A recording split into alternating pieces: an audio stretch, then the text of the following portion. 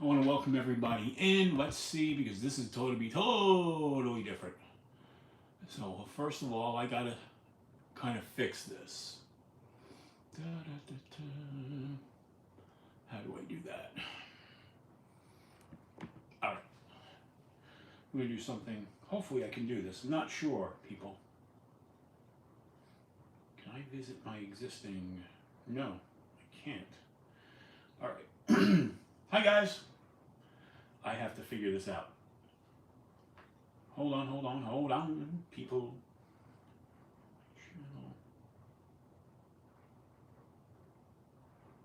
Oh, I can do this. Oh, that's sweet. All right. Let's start welcoming people. First of all, can everybody hear me? Just want to make sure you can hear me. I am using a completely different setup today, which is why the angle's a little weird. It's not the usual angle. I'm trying something. I'm trying to do this on my iPad. Brown Sugar, hello there, and congratulations, not on just tonight's win, but on the other night on Whatnot as well. But let's start at the top. Let's see who's here. I have, first of all, let me do this. I want to switch this to all messages. Bingo. All right, I got everybody. All right, so we have Marco Yee in the house, Ground Fog, Mr. Mouse, Paul Mills, channel member, hello there. James McCann, hello there, how are you?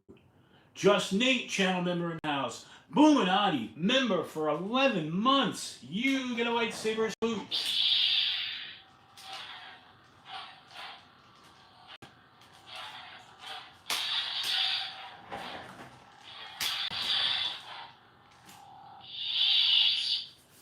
Very cool. Thank you, Blue. I appreciate the support. Joe Casper, channel member in the house. Neil McKenzie, channel member in the house. And he's walking home from work. Awesome, listening in. Bill York, my best friend and channel member. Hello there. Staff Sergeant Maximus, hello there. Welcome in, welcome in. Just Nate, channel member. Hello there. Did I say you already? I did, but okay, you get it twice. We're so good you get hello twice. Awesome. Let's see who else is here. Am I missing anyone? I don't think so far. I said hello to Brown Sugar already. Anybody else coming in? Michael Miller, channel member. Hello there. This is going to be tricky because I'm looking down. I've got the chat live on my phone. Well, I got that over there. So don't mind. Boominati sending 5 Adventure 50 gift memberships. Thank you, Blue. They go out to KP213, Dino Little Hale, Curmudgeon Knack, right? Curmudgeon Knack, Finkelstein, Shit Kid, and K Mason. Congratulations. James McCann with sending an Adventure 50 gift membership.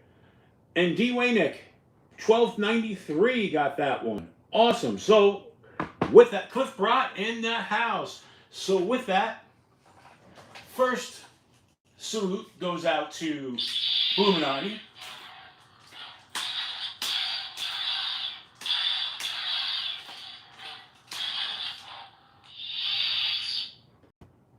James McCann, you get a lightsaber salute.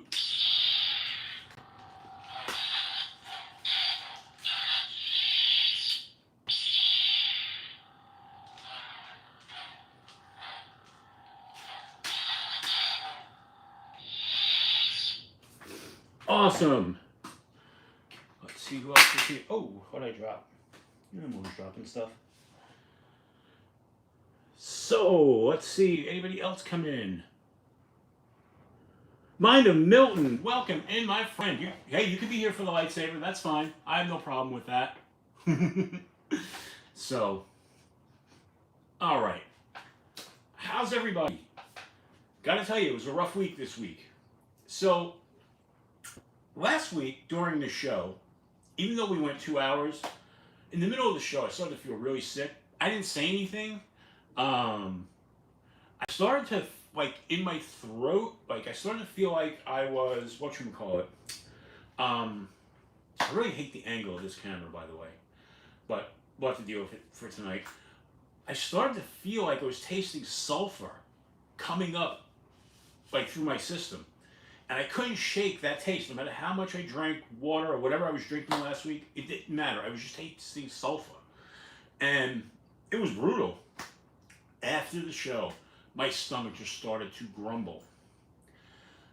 I spent, without exaggeration, the next 4 days sick and running to the bathroom about every 45 minutes over a 4-day span.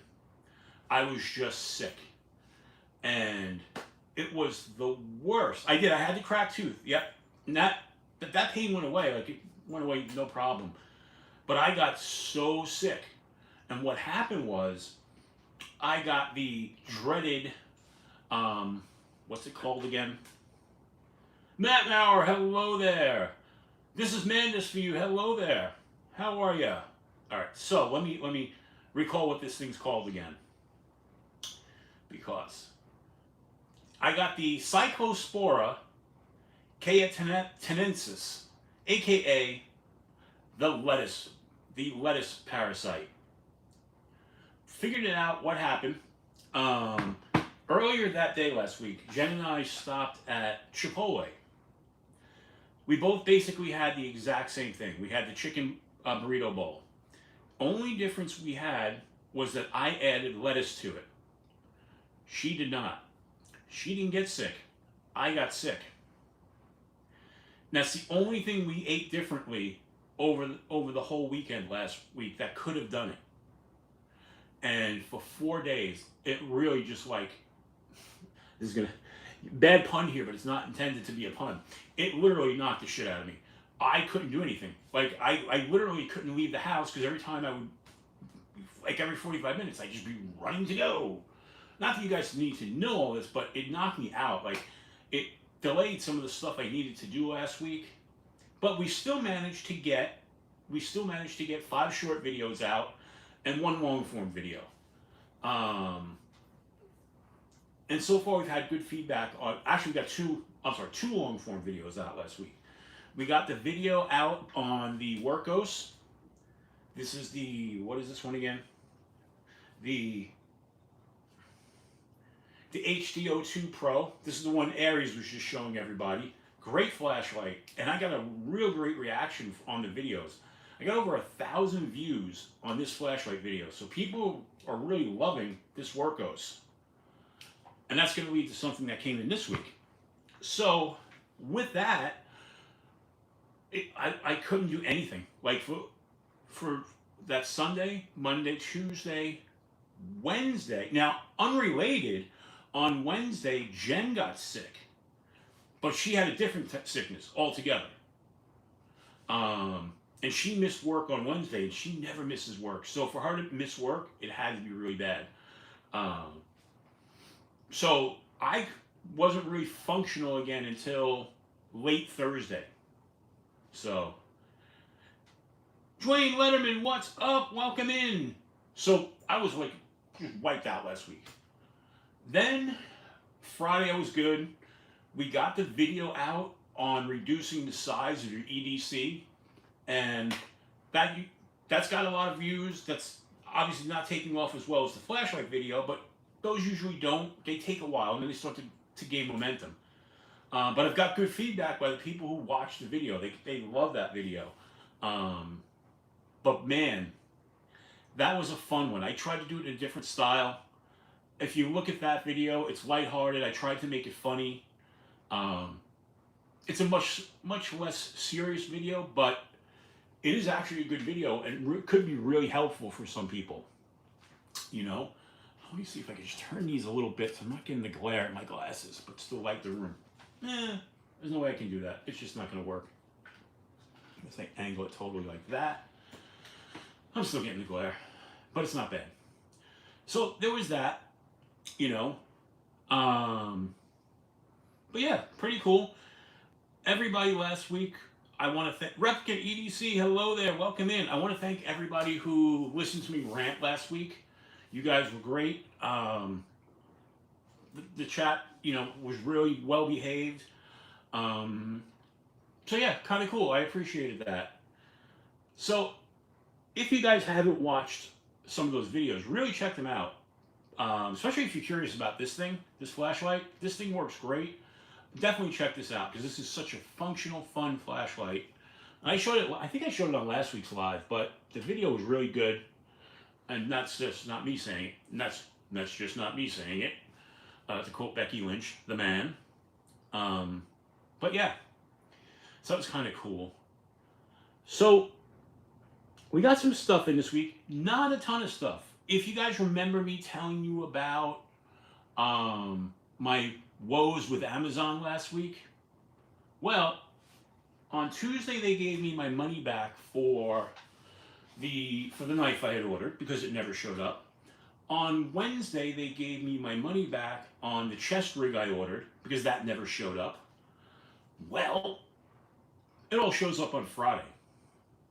So I'm waiting for them now because they're going to send me an email any day now saying, we need you to return the stuff or pay for it.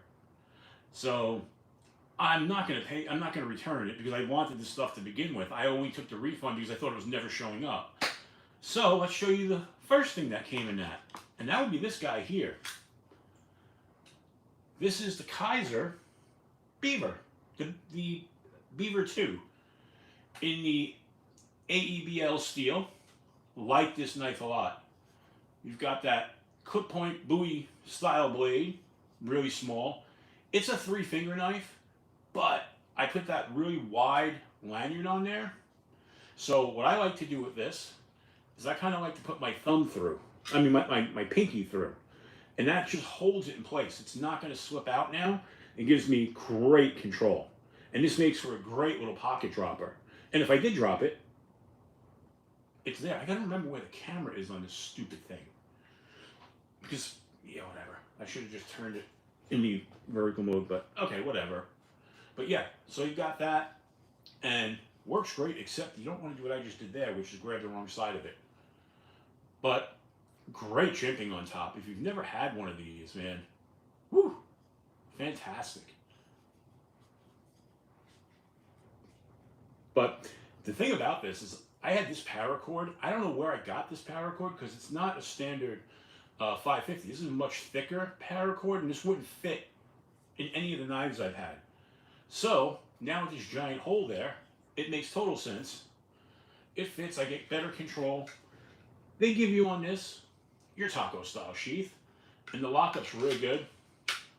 There's no, there's really no movement on that, you know. And now I'm gonna put a ulti clip on this so I can pocket drop it, and then it's gonna make it even easier to get out with that lanyard. So that came in. Not a shit ton came in. Then, if we want to stay with knives, I'll show you 2 more knives that came in. And only 3 knives came in. And this is a little guy. I don't know if you've ever seen this. This, I know it's backwards on your screen because of the camera, but this is the Rough Rider zipper. And as it says here, it zips in, it zips out. We'll open this up. This is kind of cool. See this knife? You've got that beautiful black and red G10 handle. It's super thin. And then on the other side, you've got that. But what is that, pray tell? Wooly Woo Dog, hello there, welcome in. So check this out. You want to open it, you just do this and that.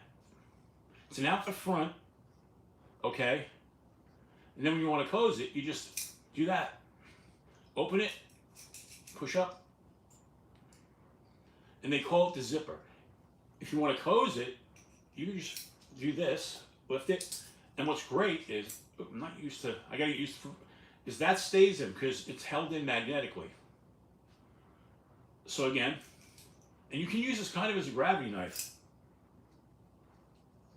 I gotta learn because this is one that you can just really fidget with. Robert Jones in the house, channel member.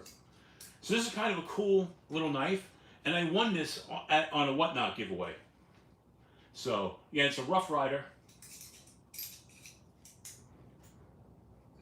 and it's called the Zipper. And it's a little guy. Obviously, that blade is not all that big. To give you kind of an idea of how big that is, now let's compare it to a knife we all know and not necessarily love. I love, but not everybody does. And that would be the Benchmade Bug Out. You see, it's a little guy, that knife. But it's a fun one. You can keep it in your pocket. It's so tiny. And again, you want to close it. You just lift it. It falls in, closed. You want to open it, like I said, you could do it as a grabbing knife. I keep doing it off screen. I'm not used to this damn camera setup. So again, just lift, it'll fall, right? And then you can just let it drop. I've seen people online, I watched a couple of videos of this, that just really flip it really easy. I just gotta get used to it, because again, I've only had this for like a day or two. So I think I got this on Friday. But again, in, out, kind of cool.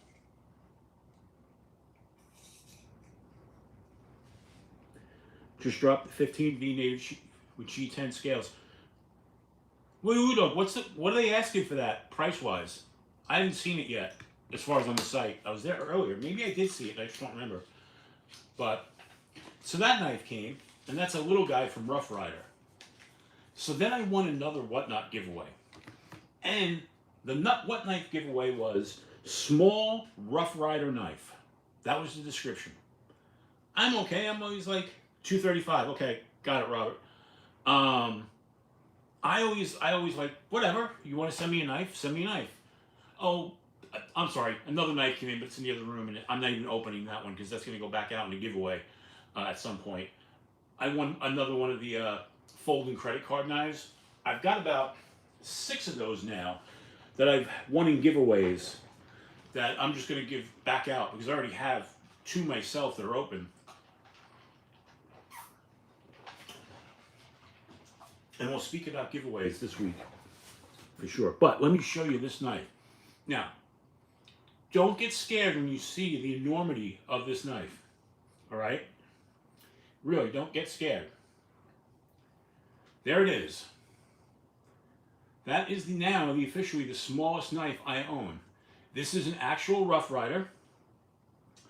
And I am ready to take on any challenge that anybody could give me with this knife. It's so cute. Look at that. It is so tiny. It's not a 4-finger knife. It's not a 3-finger knife. It's not a 2-finger knife. It's a 1-finger knife. Check it out. 1 finger. You know? 1 finger. Let's compare that to the Bug Out. Oh my God. This is a knife that I could seriously put in one of my action figures' hands. And it would be the right size. Or maybe a little bit bigger. Let's see. Does Batman want to hold this? Let's grab Batman. I'm Batman. Alright. Oh, Batman's got closed fists. I don't know if he can't hold this. Damn you. Damn you, Kenner. Do I have any action figures with open hands? I don't. Not over here. Darn it. But this is a knife. You know, like wanna know why knives? Welcome in. How are you, buddy? Oh, so like I said, this is a knife that, remember the scene in Crocodile Dundee where the guy's like, where she's like, he's got a knife, and he's like, that's not a knife. This is a knife. So, I don't know. What do you guys think? You think I could take on any real world challenges with that? Because I don't even think I could open an envelope with this, like, from underneath. I'd have to cut it across the top. It is sharp though, I will say that. But yeah, that took me by surprise. When he said small Rough Rider, I thought it was gonna be like a little toothpick, like a little peanut knife or something like that. I didn't expect this monstrosity.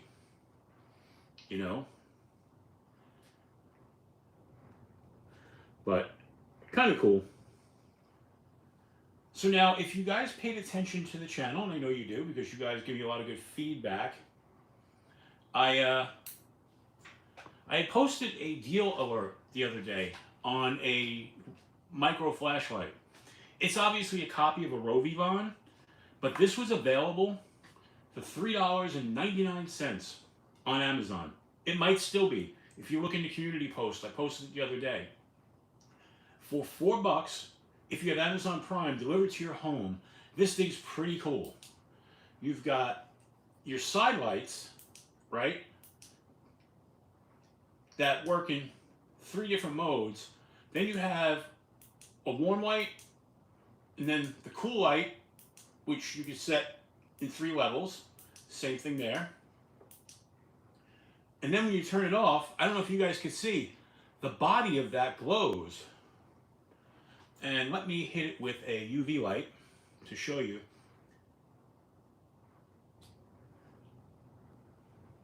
Check it out. Oops, I don't want the red light. The body of that glows, and it glows pretty well. I mean, we've got full spotlights here, and that's glowing. Oh, absolutely. I'm going to skin a deer with that little knife. but not bad. And then on the front side, right? You've got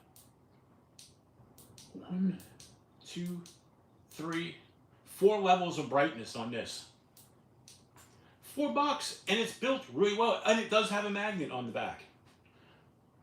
I don't know how good. Well, magnet's not bad. Oh. If you guys can see that, the magnet. My hand's shaky, but the magnet is not bad at all, considering this is a $4 flashlight.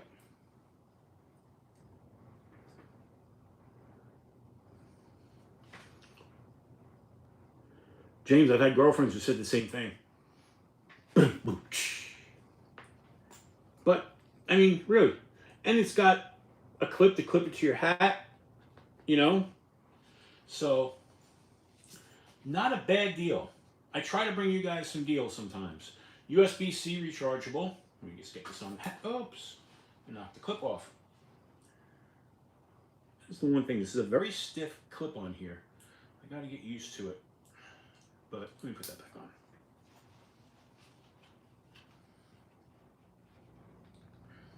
on. There we go. There we go. So yeah, you could put it on your hat, you know, use it, or you can not drop it like I just did. But you get the point. Like I said, $4. If they're still available, everybody should grab one. Throw it on your keychain, whatever, in your little mini pouch, you know. Then we've got another flashlight, but this one is not one that I bought. It was sent to me by Wuben. So this is their new SK05-2 Pro model. This is a beast. I thought this was a beast. This is a beast.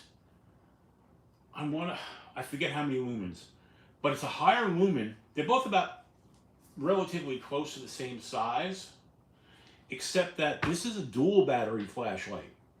So check this out. You pop that open, and you've got not 1, but 2 batteries in there. So this is going to last a really long time. They use this proprietary coating over the body, except unlike a lot of other flashlight companies that coat the outside, they coat the inside too. Wuben is killing it with this. Now, you lock it, you've got a lock here. Everything on here is metal. There's no plastic. So you just lock that in place. Now you can press the button all you want. It's not going to open. You've even got a magnetic metal cover here on the flashlight itself where the charging port is. If I can get it open. And that's, you can look there, there's a little magnet holding it shut. So it's not one of those rubber ones that have a tendency to break. When they ship it to you, the clip is not on it. You have a choice to put the clip on or not. Instead, under here where the clip goes, they had a metal plate that said Wuben. That comes out, and this kind of goes in there. Fred the Lug, hello there. And this is a monster. You've got your rotating dial, which so many flashlights have gone through now. You've got your lock position, right? As soon as you turn it on, it's going to give you your charge status. Blue means it's fully charged. And you've got 1, 2, 3 modes, right? It comes back to the last mode you had it in. So if you hold it, it gives you a momentary switch, right? And then look, after you turn it off, the interior glows. So if you're in the dark and you drop it or you just put it down, you can easily see what it is, and that glow lasts for a while. So let's see, we got 1, 2, 3, and then you've got turbo. And that turbo is ridiculous. Like, look, I'm just gonna hold this up to the ceiling. See the light difference? This is just reflecting off my ceiling. And I have 10-foot ceilings. So this lights up the room like it's an overhead light, just reflecting off the ceiling. That's how bright this is. Now, if we turn it off, or if we turn it back, you see that glow, right? Turn it back on. I'm going to go back into turbo mode.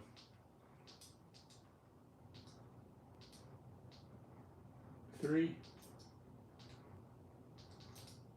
You've got your defensive strobe. So click it 4 times. And I left the box inside, but the lumens on this is ridiculous. It's like 2,300 lumens, ridiculous number. From there, okay, you've got your spotlight. That was the floodlight it was on before. And you've got, same thing, you got 1, 2, 3 modes, right? 1, 3, and double click and it goes right there into turbo. And then you can do 4 clicks and you're into that defensive strobe. So ridiculously bright. Then, last but not least, and again, you've got the glow. So then you have your side light. And this has multiple types of lighting and effects. Oops. Let's go with the side light. On, off, right? Different modes. You can turn it brighter, lower. You got 3 levels of that. But then, and I got to remember how to do this because I'm still new to this. You can turn it into different colors. Let's rotate through. You've got your magenta, red, right? And then when you're in the color modes, you can double click and you have a strobe, like a flashing. Go from there. You can have it look like Knight Rider.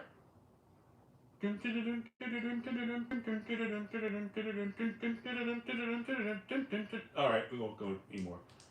Then from there, you can do your siren mode. So there's a way to do it, and I'm not sure. Oh yeah, you got your SOS flashing mode. This is great if you're broken down. Slap this on the back of your car. You're on the road. I know I'm probably just blinding people at this point. There's another mode where you can have it scrolling all different colors, so you can feel like you're at a rave. But amazing flashlight. These are like 110 bucks. I'm not sure if I have an affiliate link yet or not. So Dale Lane, hello there, welcome in. Jen Blaze TV, hello there, welcome in, welcome in. Did I see Burt Relic in the house? Burt Relic, welcome in. Bert, since you just got here, I've got your prize pack there. That'll be going out this week. You weren't here, but I was sick all last week, so none of what I was supposed to do got done. We'll just leave it at that. Nobody needs to hear the details of that again.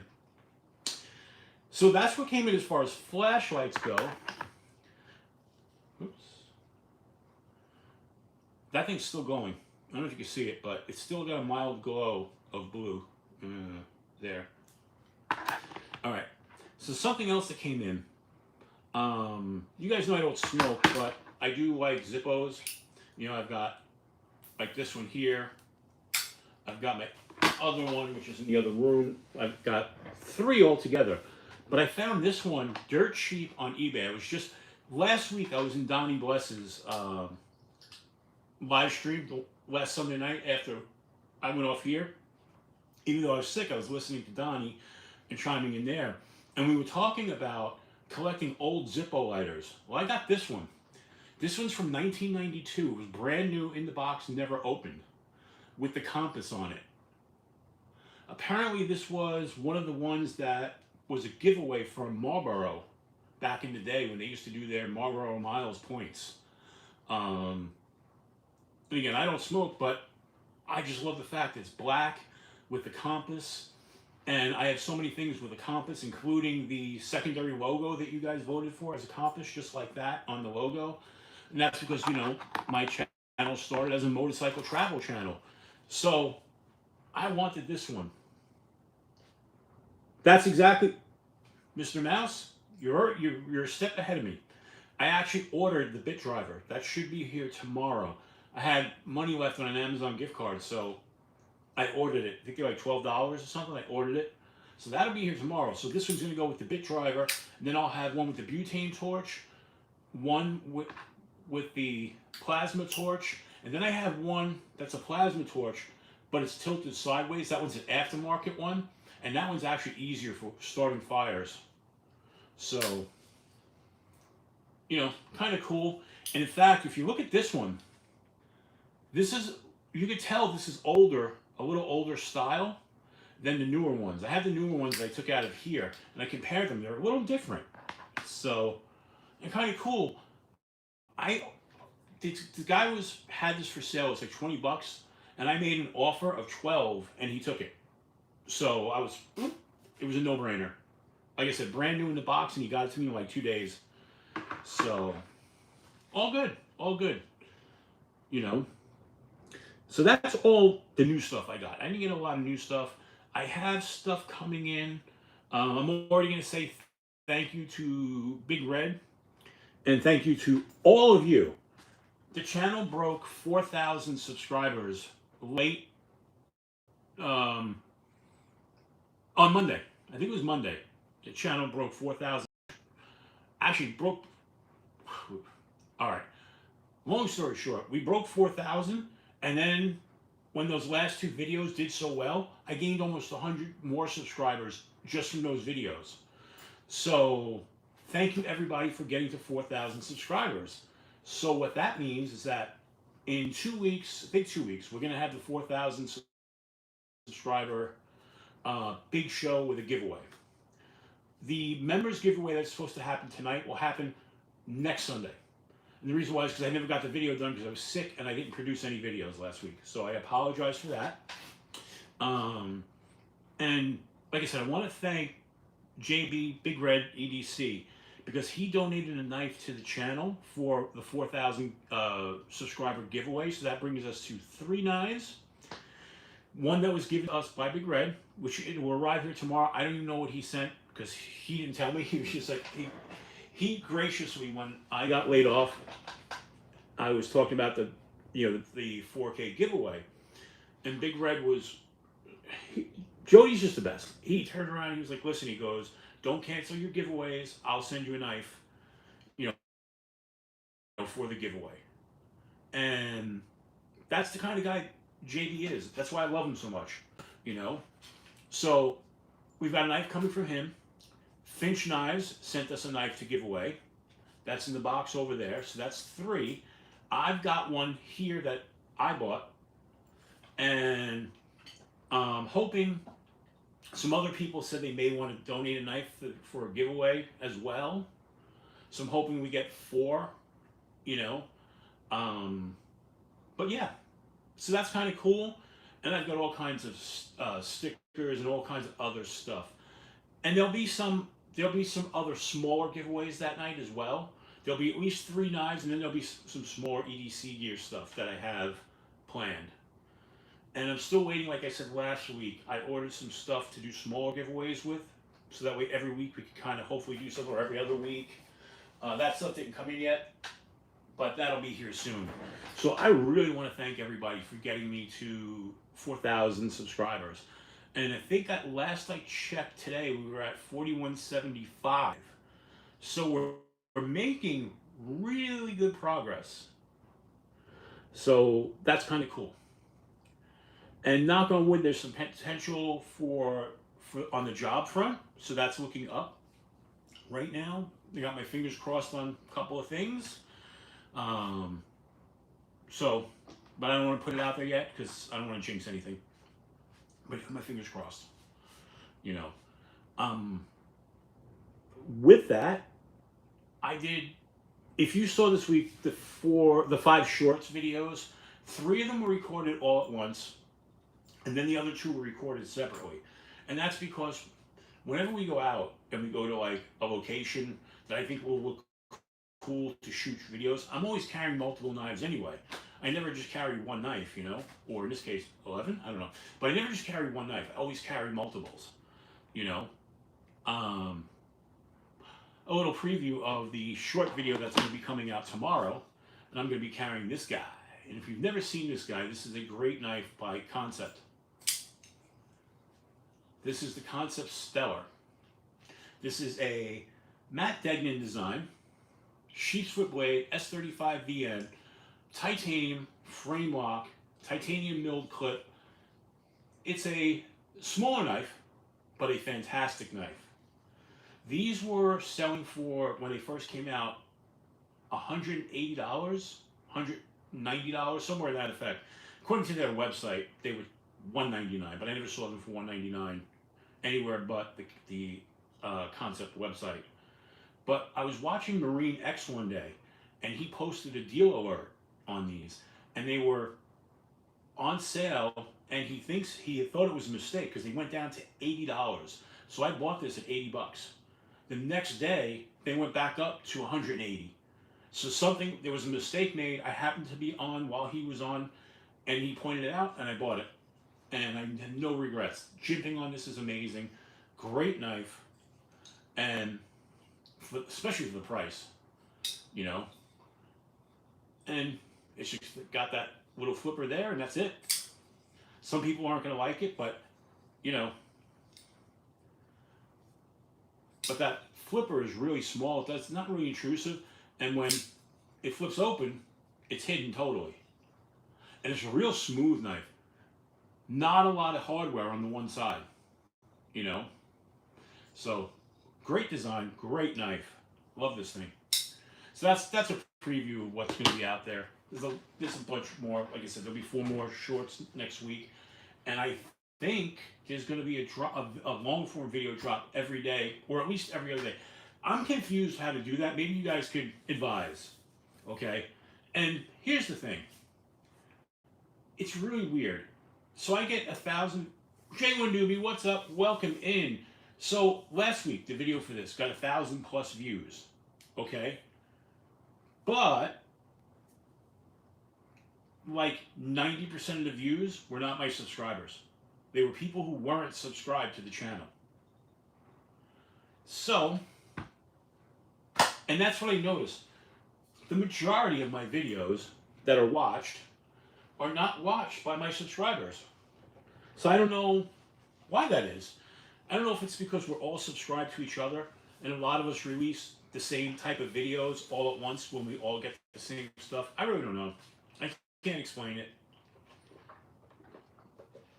But what my question is my videos gain momentum? So usually like the videos that get 1,000 views, and I'm not talking about like the big ones that I had that have like 12,000 views and 10,000 views, right? Oh, that's fine. Not everybody is, you know. But with my point being is, I don't know if I should release them every day next week because I've got videos all lined up. I got a whole box of stuff here where there's going to be videos shot. But, oh, I know, Robert. Robert, you religiously, you and Joe Casper religiously watch my videos. And I appreciate that so much. It really does help, especially since you guys always comment. That really does help. And people, the hype numbers have been good. So, oh, and by the way, so my point is, before my mind goes somewhere else, because that happens to me, you guys know me. I don't know if I should put out a video every day or every other day. And the reason why I say that is because my videos gain momentum overnight. And it's real weird because I can't figure out the algorithm. If anybody who's a creator knows, they changed the algorithms hugely last week with their new announcement. You no longer need 4,000 subscribers to get monetized. You now need 8,000, for a full monetization. The numbers have all changed, and you're not going to get paid unless you have on shorts unless you have 1 million views in 90 days. Now, it doesn't affect people who had already had channels. This is affecting people who are starting channels now. And I don't know how these people are going to do it unless they're doing crazy viral type of videos. But if you're in, I appreciate that, Mr. Mouse. What it does, Mr. Mouse, is it helps. The more high points a video gets, the more it pushes it out into the algorithm so more people see it. So it's just like one click. It really does help the channels a lot. Yeah, exactly, Robert. But my point is, my videos have been throttled back. My videos my shorts were regularly getting 1,000 views at a time. If you look back at my numbers, because I show that I let the numbers be seen on there, because you can hide that on YouTube. Most people don't know that, but I let it be seen because I'm pretty open about things. Nah, don't give up. It's just, if you were already monetized, you shouldn't give up, because that's not going to change much for you, or anybody else who's already monetized. But my point being is, they throttled back on the shorts now. They changed the algorithm completely, and they said they were going to do it, and it's not affecting people like I don't know, Taylor Swift. It's affecting the little guys like us who are in niche markets. We do knife content. It's a niche thing. It's not mainstream. So it's going to affect us. Okay? It's going to affect us big time.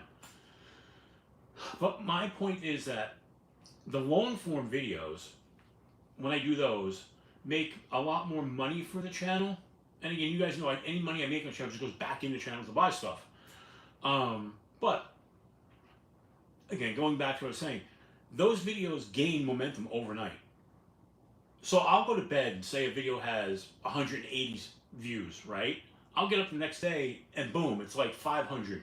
And then by the next day, 600, like the one Monday and the video I did on the Moore knife. Both of those broke 1,000 views. And it did it over a couple of days. So I don't know if I should drop them every day, because I look at guys like G-Ball. G-Ball drops like 3 videos a day, and his numbers seem to be there. And I don't know if that's the key, is dropping lots of videos. I really don't know, because I can't figure out the algorithm. And I go through the coaching programs like VidIQ, and they tell you one thing. Then you go to TubeBuddy, and they tell you another thing. Then you go into like any of the AI programs, and you have them do a channel analysis, and the information you get varies greatly. And then if you use VYRkniv is a website that is owned by Google that helps you with your channel, and you can advertise your channel and it pushes your videos out there. It doesn't buy subscriptions, but it helps push your videos into like the advertisement section for the people who aren't premium members. And they do a full analysis of your channel. And whenever I get stuff back from them, it's completely different of the analysis that vidIQ does, that TubeBuddy does. So I don't know anymore. I'm just gonna keep putting out content. But I just don't know. Do you guys think it would be helpful to drop a video every day, or as far as long form, or every other day, or twice a week? I don't know. I'd love your feedback on that, because I just don't know. But, and you don't have to tell me now. I mean, you can always just message me or whatever. Hit me up on Instagram. Tell me what you think. If other people, if you guys have channels, tell me what's working for you, what's not working. I'm there. I'll share my information and that sort of thing. I do it all the time with certain channels, that I talk to a lot, and probably daily. Jesse, hello there, channel member. I didn't see you come in. I'm glad you're here. Absolutely. Well, Monday through Friday, I try to put out a short video. The short videos help. They don't make you any money. I mean, a short video that you get 1,000 views on pays you like 3 cents. You know, minimum every day is what I thought was required. I wish I could put out a video. I wish I could put out a long form video 365 days a year. So that means I would be doing that full time, and that would be my job. You know, that would be the way. Or at least 6 a week. See, and I'm the opposite. I post 5 shorts a week and try to do 2 long form. I was trying to do 3 long form videos, but with everything that had been going on, you know, try daily for a set. Yeah, I could do that as well. You know, I could do that, Bill. You know, I try to, and I've experimented over the last month. It used to be, I used to put my short videos out at 3:30 every day. Of course, when I changed jobs or got laid off, I started doing different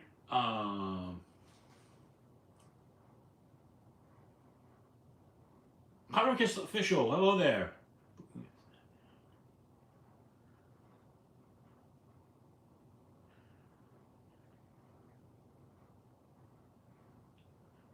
Looking at the now, jack shit for the last 2 uploads.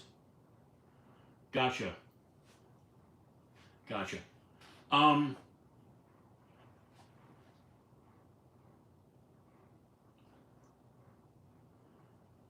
Let's see something. Just give me a second.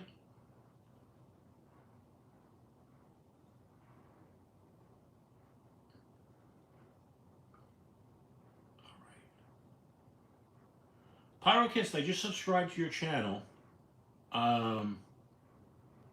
I just subscribed. If somebody would like to venture title every video, yeah, upload giveaway. I know. You know, it's really funny. We have a regular crew who shows up here every week, right? Anywhere, usually around 50 people. You know, usually about 50 people show up here each week on a late Sunday night, which I think is really cool. But it's really funny because the way they figure views is really interesting. Because it'll tell you how many concurrents you had. But you have people who click on and click out or just watch in the background. So we'll have 50, let's just say we top out at like 50 people. But when I shut it down, it'll show over 400 views. Or, you know, somewhere 500 views, that kind of thing. Hey, if one of my mods could link Pyrokist Official, so that way we could all go on and subscribe to his channel, or her channel, I'm not sure. But that would be great. I'd appreciate that. So let me see if I can do it. Hold on. I can do that. Go to channel. And more. Let's see if I can share channel. Oh, I'm going to do it, actually. Beautiful.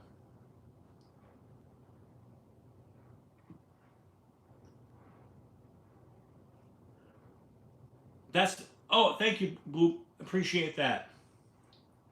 David Gadici, welcome in. Hello there. I don't know if you were here already, but I just saw you now, so welcome in. I appreciate that. But like I said, we get, you know, anywhere between, like we said, sometimes 35 people, sometimes 50 people. And then when you shut down, it shows you your stats, and it'll show you like 400 views, 500 views.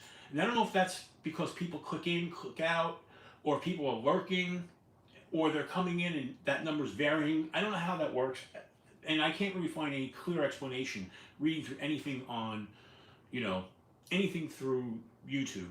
Their information in a lot of cases is either so vague or so complicated and wrapped up within other things that it's really just hard to find that information sometimes, you know. But that's neither here nor there. But as Robert said, if I label everything giveaway, all kinds of people will show up. Just watch next week when we do next week will be a members giveaway, but when we do the 4K giveaway in 2 weeks, right? I guarantee you we're gonna have all kinds of people here. Todd Carr, hello there, welcome in, my friend. So we're going to have all kinds of people. And there are some people who are in our community, and I'm not going to, and it's no one who's here right now, okay? There are some people in our community who just show up for giveaways in different people's lives, you know? And I guess I don't mind, because that's part of how you grow your channel. You give stuff away, people come in, maybe they stay, maybe they like your content. I'm okay with it, you know? But it's just interesting. I know in the radio industry, when radio stations give out prizes, there are what they call prize pigs. And those are people, and me having worked in marketing and advertising, I used to work with a lot of radio stations. And they would have these contests. And they would get people who wouldn't actually listen to the station, but they would hear about a contest and they would just enter the contest. And they would, in a lot of cases, they would win, or they would just listen when, the only time they'd listen is when there were contests. And in the radio industry, they call them prize pigs. On Whatnot, people who are just there for giveaways and not to buy, they call them givey goblins. I'm going to admit, I've been guilty of being a givey goblin on Whatnot. I bought a ton of crap on there too, so.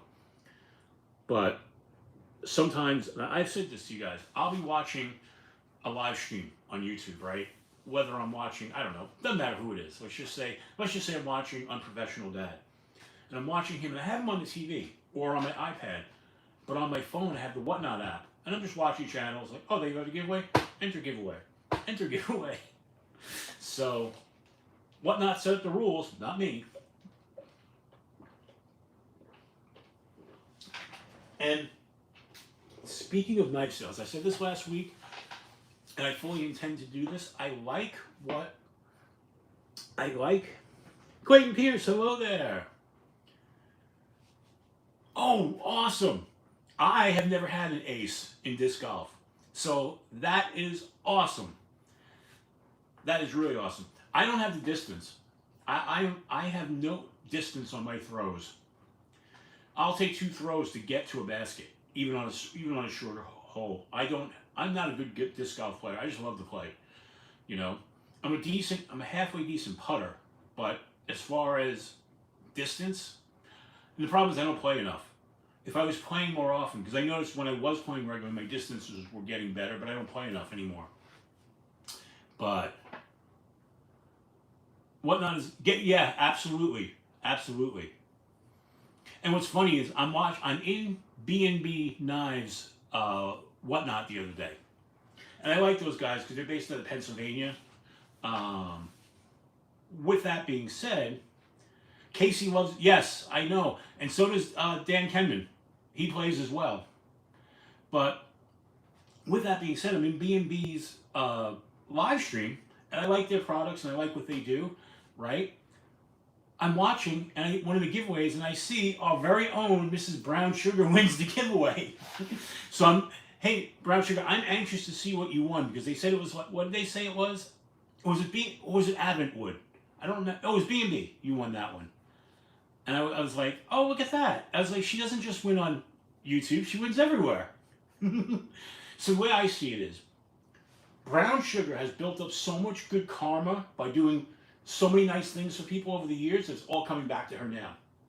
So that's the way I look at it. You know, good people deserve good things. K Mason, hello there, channel member. I don't know if I said hello to you either, or if you just got here, I appreciate it.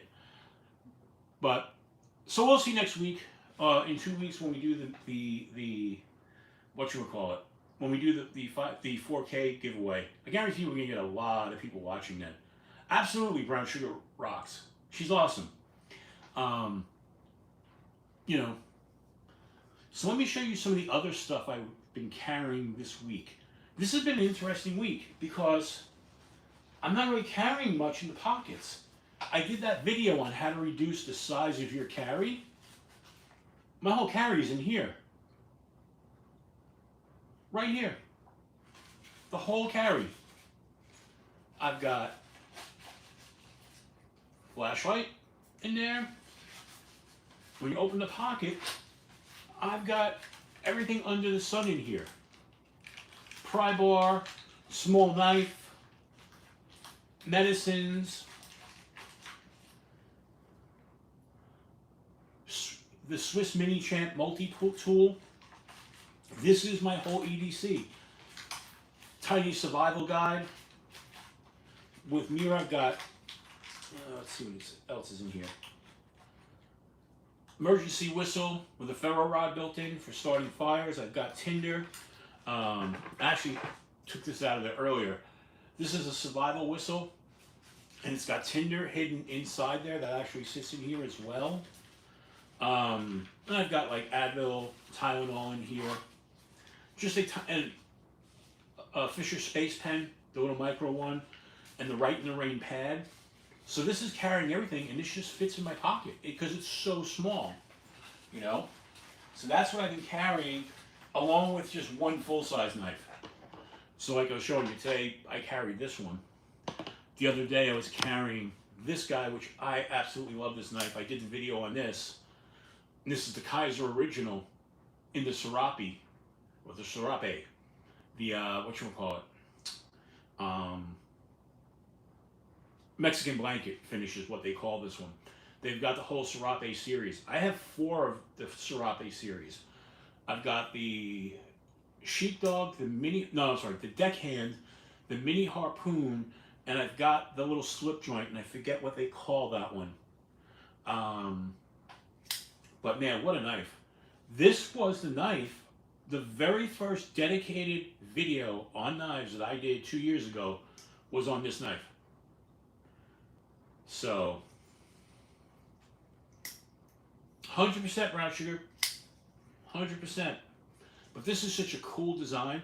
And now, of course, they have the original 2 that came out, which actually made this a little bigger. But they no longer make the Serape series. They're getting hard to come by. I would really like to get the whole series, but there are a couple of them that I can't find anymore. And I try, and I don't want to pay ridiculous prices on the secondary market, you know. I was also carrying the Baby Banter this week with the, not the Baby Banter, this is the Wee Banter. I'm sorry, this is the full-size Banter. It's not the Big Banter, but it's the Banter by Wee. S35 VM blade. I love this knife, full 4-finger grip on that.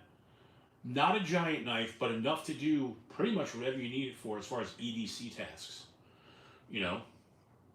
And this one has, these are the Flytanium aftermarket scales, which did a couple of things. It improved the access to the liner, because the original scales that came on here, the blue ones, it was very hard to reach that liner. So they sculpted that out, which was a nice solution. Plus they just look good, and they grip really great. I am going to darken these up. I'm going to use a fretboard conditioner that I use for my guitars, because one, it's food safe, and it'll darken it up nice, and it'll make it basically waterproof at that point, you know. And oh, that's fine. Working on poker chips is a very important thing for this community, so we get that. Yep, lemon oil, 100%. Well, okay, I use lemon oil too, but no, it's not a wax. Lemon oil, depending on the type of wood. What happens if you have a guitar neck that's really dry and you put lemon oil on it, what it does is it seeps down into the wood. One, it closes up the pores and it absorbs in there, and it darkens the wood and moisturizes it, and it keeps it from drying out and warping. So lemon oil works really good for that. I can't get to it now, but I have another type of oil that's actually used for gun stocks that works really well. You could, for this, you could use wax too. I have a couple of them that I use, the MadYocco wax that he sells, and I use it on there. But what his wax does is it makes it slightly tacky until it wears in. So I'd rather have it, you know, if you use the lemon oil, which linseed oil will work as well. But if you use the lemon oil, once you put it in and it absorbs, you wipe it all off and get the excess off. For a couple of days, you'll have a nice lemony smell. You know, it'll smell really nice, and your hands will smell like lemon. But that's why I don't want to use the lemon oil, because I don't want it to smell like lemon. But speaking of we banters, I'm on Whatnot, and it's a seller who sells used knives. And I bought from him before, and I've actually had the knives checked; they're all authentic. And plus, nobody counterfeits the banter anyway. He was selling two used we banters, $33 with the shipping. I paid for a we banter that's going to arrive tomorrow. It's the S35V, but it's the blue scales. So, in typical me fashion, I went and ordered the titanium scale set from Flightanium. Paul Mills, member for 6 months. You get a lightsaber salute. If I can find it.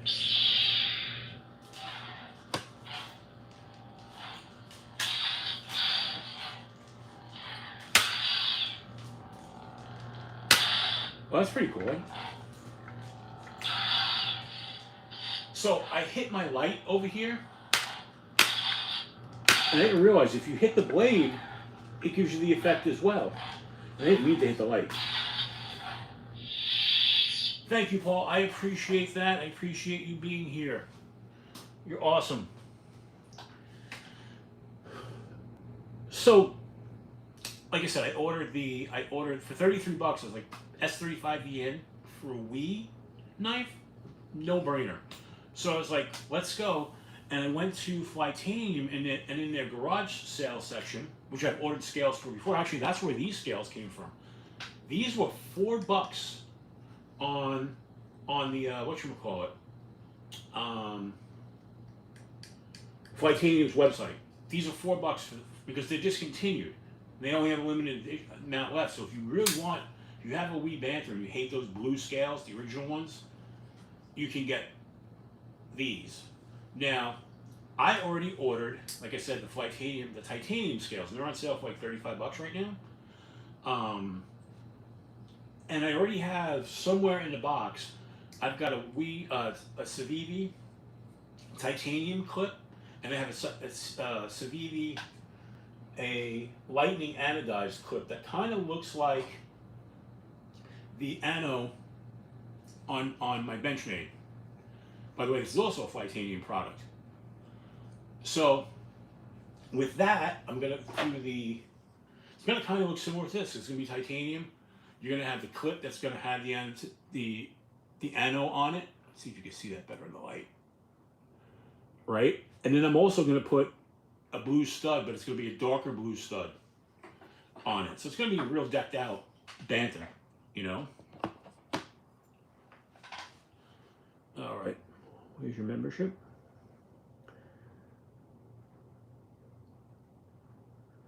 Mr. Bob, did I miss something? Where's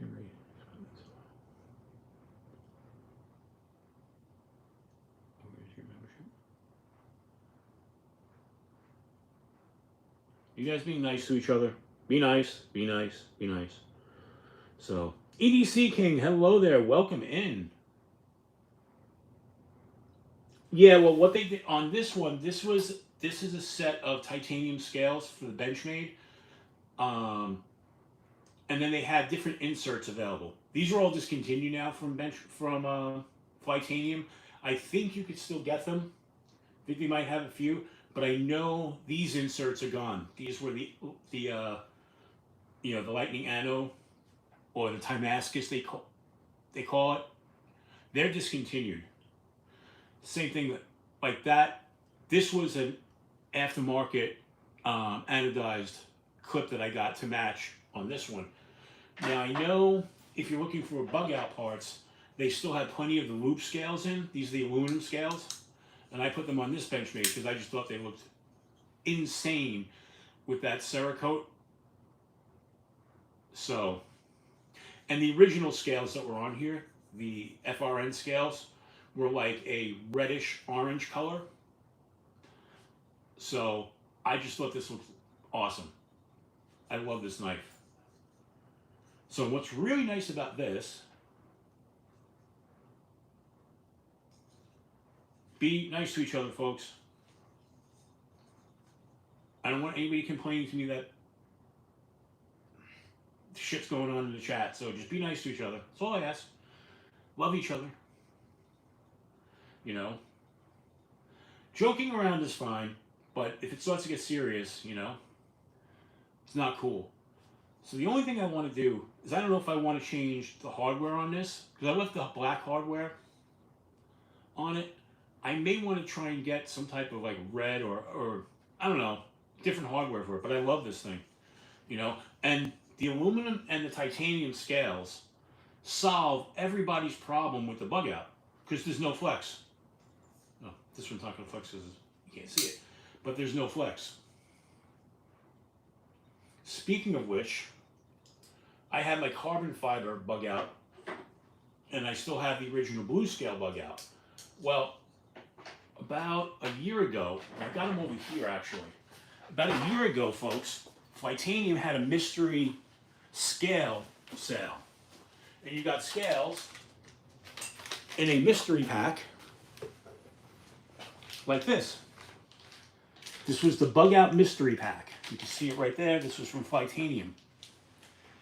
And these only came in at like 50 bucks.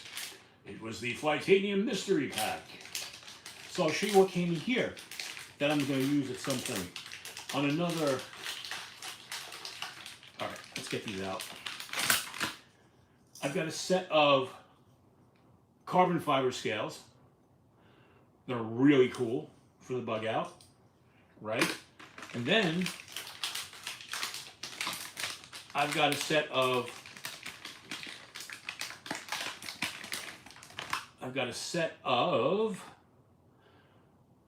titanium scales. And these were in a mystery pack. Couldn't go wrong with it. And then they also included this little titanium ring, key ring. That's an easy open. That was all in the mystery pack, and these mystery packs were like 50 bucks. You know? Oh, it's all good. It's all good, Bobtism. You know? Well, we're all going to kind of be nice. Come on, fellas. Come on, fellas. Be nice. But kind of cool. You got to watch, because every once in a while, Titanium will drop stuff like this. You know? And I don't know if I'm going to put these on. Well, the one bug out stock from the factory had carbon fiber scales. It's the blackout edition with black carbon fiber. So I know I'm not going to be putting carbon fiber on that one, and I know I'm not going to put the titanium. That one's fine. But I've got the, you know, the basic blue scale bug out. I've got one of those, and I think on that one I'm going to put the titanium, you know, but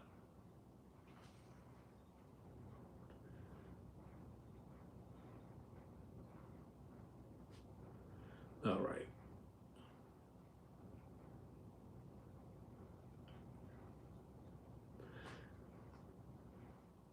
Kidding, kinda. All right, all right. What time is it? Oh wow, we've been up over an hour already?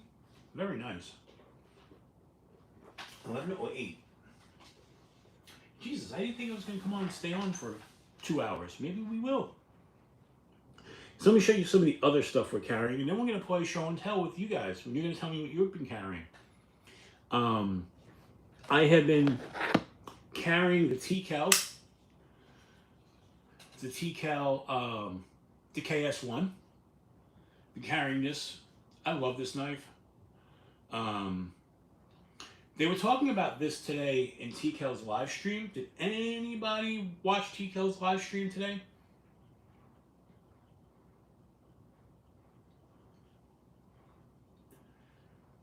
Anybody? Bueller? Anyone? Anyone? Anybody watch TKL's live stream?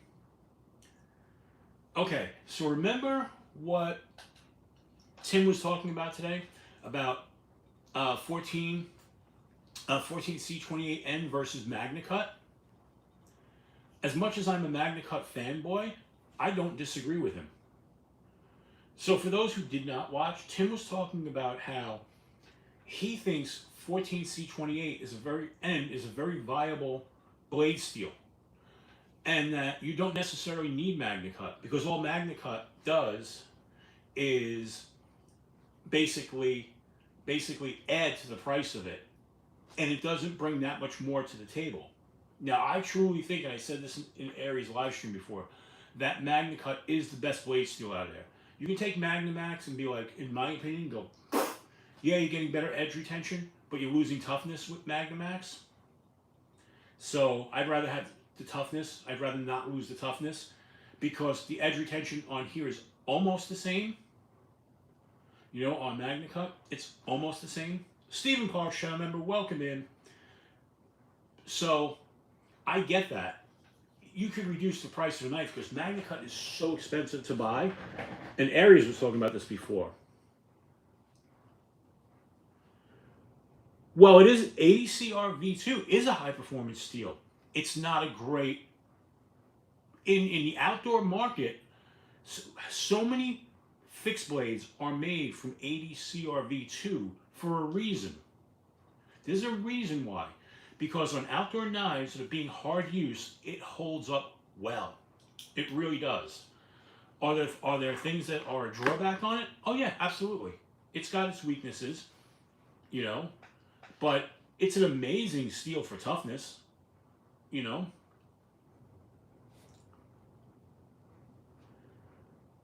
No. But I don't think Tim was wrong when he was talking about 14C28 compared to like MagnaCut. Is MagnaCut worth it? I love it. I have so many knives in MagnaCut. It's my favorite steel. But at the same time, I can understand if you're trying to build, you know.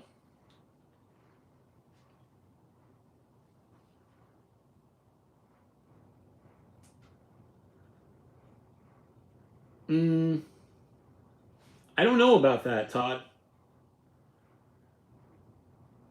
I mean, AEBL is tough, but has crap edge retention. Terrible edge retention. So, I mean, it's only rated a 2 as far as edge retention. In fact, I'll bring that up right now because I have it here. Because I'm doing a video on... Oh, really cool, by the way. Took a picture of that guy yesterday. Little water snake. While we were out and about. But kind of cool. So here, let's bring up the stats, because I've got them all here. I literally have been working on a video that's coming out with all the blade steels. All right, so let's see. Let's go through. Max D2. I mean, for everybody's talk about toughness, D2 is only a 3.5 out of 10. D2 is not a tough steel. Not at all. And it's got an edge retention of 5 out of 10. So ease of sharpening is a 6 out of 10. And corrosion resistance, we know it doesn't, it's 4.5. So, you know, now 14C28N, okay? Edge retention. I don't know if you guys, I know it's going to be backwards, but the edge retention on 14C28 is only a 3 out of 10. It's right there. It's 3 out of 10. Yes, it's very easy to sharpen, and it's tough, and it's corrosion resistant, which is why it's such a good steel, because in 3 categories it does really well. It just doesn't have great edge retention. Now, let's go over to AEBL. AEBL, okay, has a tough, if I can make this rotate. Hello, can you rotate? Yes. All right, AEBL, tough. 100% tough. 9 out of 10. Okay. Corrosion resistance, 7 out of 10. Ease of sharpening, 8 out of 10. But again, edge retention, 3 out of 10. Not so great. Now let's bring up the numbers here on, well, here's MagnaCut. MagnaCut. Toughness, 9 out of 10. Okay. I'm sorry, edge retention, 9 out of 10. Toughness, 8 out of 10. Ease of sharpening, 8 out of 10. And corrosion resistance, 9 out of 10. It is the most perfectly well-rounded steel out there. Now, let's go to... Now, let's talk about Magnamax, because everybody's going gaga over Magnamax, okay? Edge retention, 8.5, toughness 7 out of 10, corrosion resistance 9 out of 10, and ease of sharpening 7 out of 10. I don't see that being better than Magna Cut. All right. Let's talk about 80. Do I have 80 CR on here? I hope so. It's 90V, 35s. And okay. 80 CRV2. Toughness 8.5. Edge retention is a 7 on the chart. Okay. Corrosion resistance 4.5, which is not good, and ease of sharpening 7.5. So tell me again, just tell me again how AEBL is better than 80 CRV2. But I've got the numbers right here.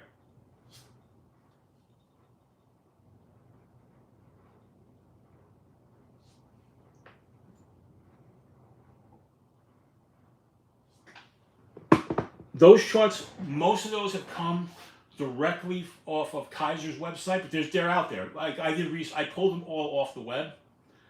Most of them came from charts on Crucible when Crucible's site was up. They're out there. I mean, and I've cross-referenced them to make sure they were right with other charts. This video I've been working on for over a month now because I don't want to get the research wrong. You know? But I've actually seen that in multiple places, Todd. Multiple places. I can, if you want, I'll email you all the reference material. Metal Relic Art member for 6 months.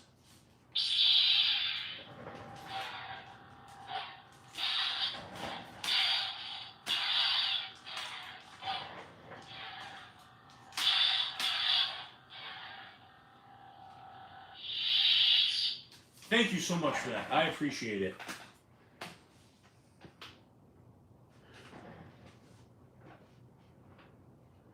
Like I said, Todd, I'll send you all the reference sheets. I'll send you the data, the PDFs, all the data sheets. I'll send them all to you. I've got them all. Like I said, I've been working on this for over a month now. This has been a passion project for me. And I haven't really talked about it.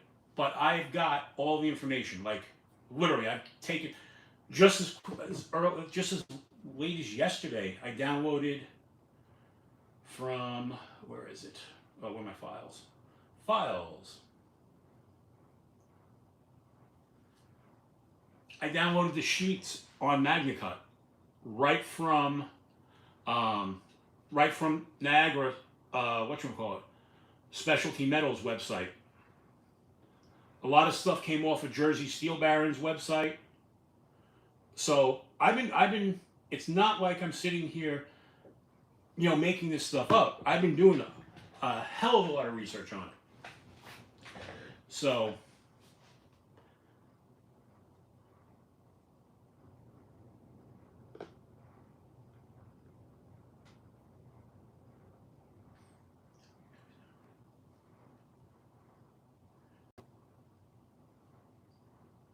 now do you guys know who Juha Pertula is? Anybody? Bueller?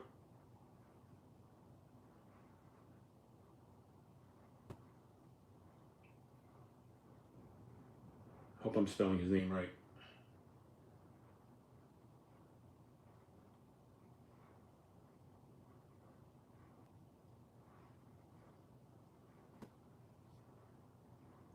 Yes, I missed the T in there, but okay. Anybody know who that is? Juha Pertula? Just out of curiosity.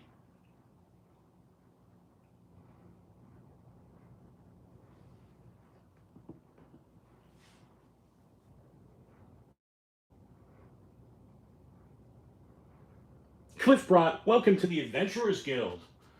You, my friend, get a lightsaber salute. Welcome aboard.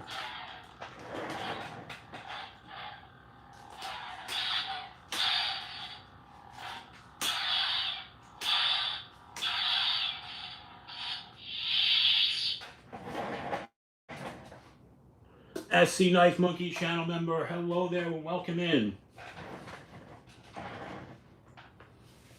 Like I said, I will when I publish the video, I'll make a public Dropbox file so everybody can see all the data sheets. Like I said, I've been downloading them, all the charts. I'll put all that stuff out there, because I don't want to whatchamacallit, put out a video without showing the proof. Because I'm one of those people. I've always said this. I actually have a shirt that says it. That says facts over fuckery. Pardon my language. And I'm one of those people. I also have a shirt that says evidence or shut the fuck up. I'm one of those people. I believe in evidence. I'm a scientific-minded person. So I don't whatchamacallit. When I try to throw facts out there, they're based on something. They're not based on my anecdotal evidence. So, because if it was, no knife in the world would ever have a sharpening choil. I said this in one of our groups today. They were talking about there's a new Kaiser knife. New Kaiser. Hold on, let me grab it. I got it here. This knife here. Yeah, I'm sorry. This knife is a new knife from Concept. And if you notice, no sharpening choil. Great knife. Love this knife. It's priced, I think, at $170 or so. It's a new higher end knife on their part. And some people in our chat earlier were talking about, well, there's no sharpening choil. And I said, and I know I'm different, I would take a knife without a sharpening choil any day that ends in Y. Because typically when you have a sharpening choil, and by the way, here's the decal. There's little to no sharpening choil there. Tim did it right. And the reason why is because when you have a sharpening choil, let's grab this one. See the sharpening choil on there? Say I'm cutting rope, okay? I'm not going to cut this, but say I was cutting this, okay? Let's get this through. Inevitably, I'm going to get caught right there in that sharpening choil. And it's not a problem with EDC type of cuts, because what are you cutting? Amazon packages, you're cutting rope off of boxes, you're cutting envelopes open, EDC tasks. But when you're out batoning wood, and you obviously would use this, but when you're out there batoning wood and you're camping, okay,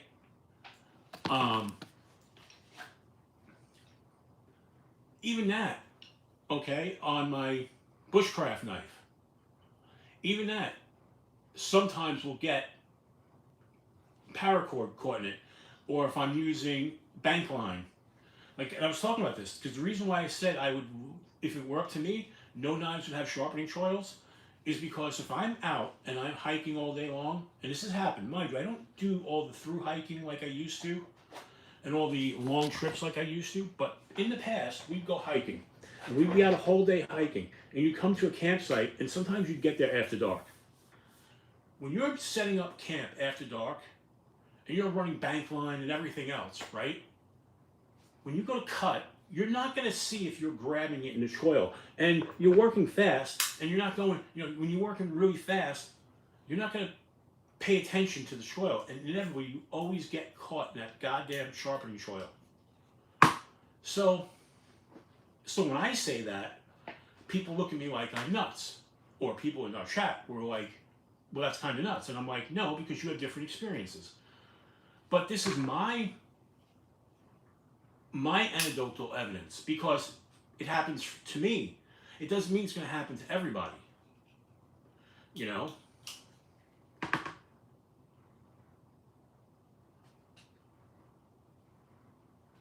I'd rather have just a straight out knife, right across. I'm not worried about a plunge grind.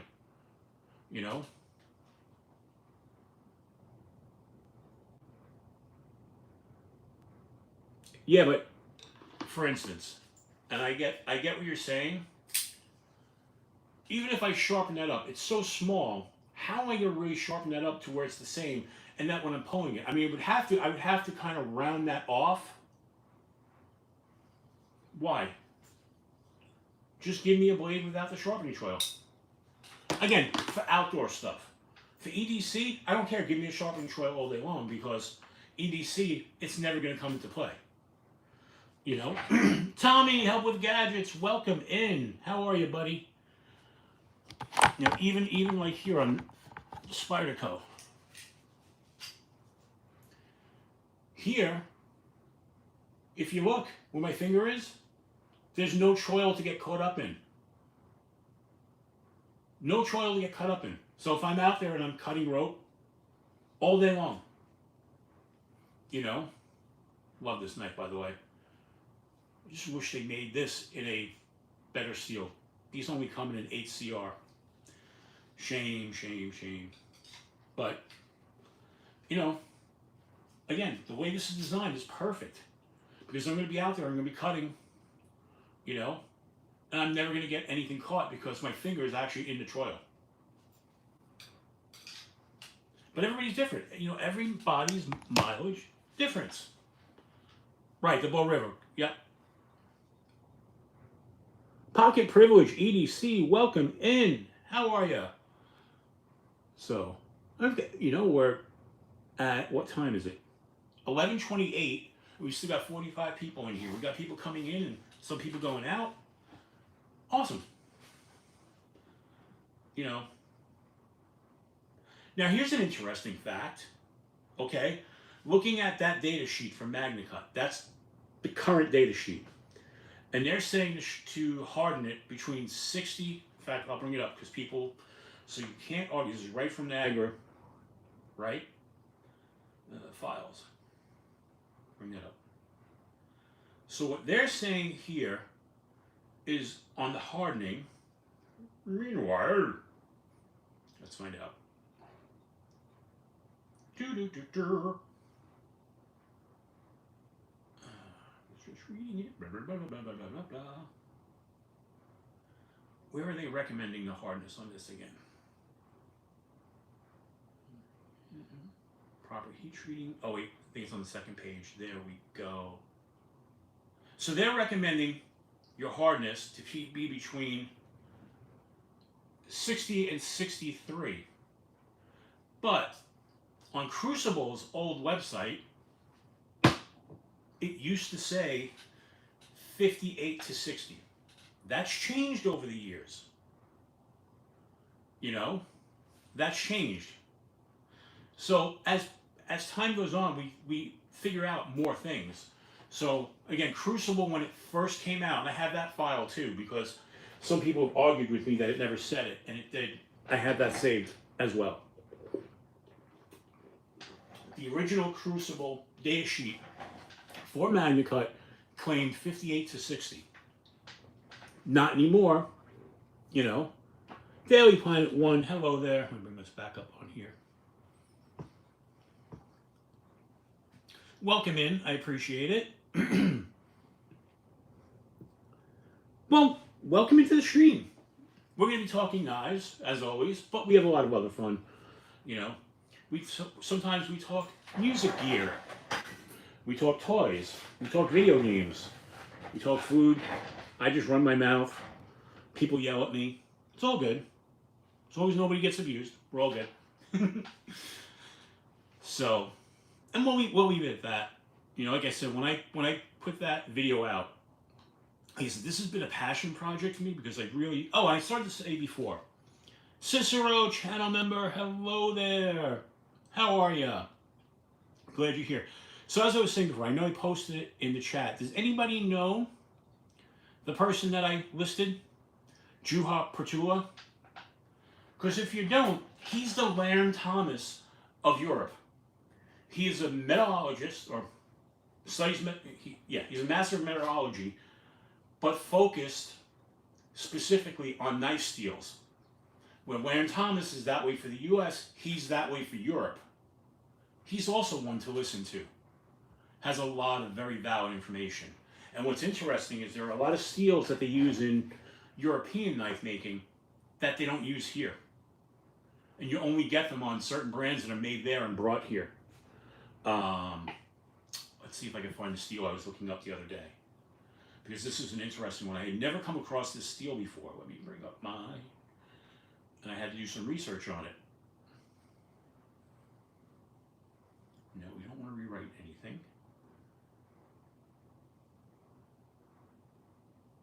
So this was a steel that I had never heard of. And again, I don't claim to know everything. I never will. Anybody ever hear of Nylox steel? Again.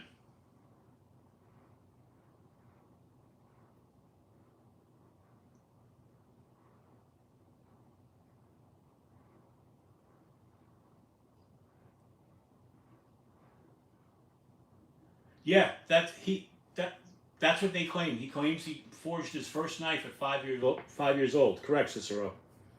Yep. But Nylox steel. I didn't know anything about it either. I had never even heard of it. And I was looking up a knife that was coming over from Europe. And it was a Portuguese knife maker. And apparently it's widely used in Europe. It's made in Germany by Lohan Steel. They're a company that manufactures steel in Germany. And apparently it's an improved D2.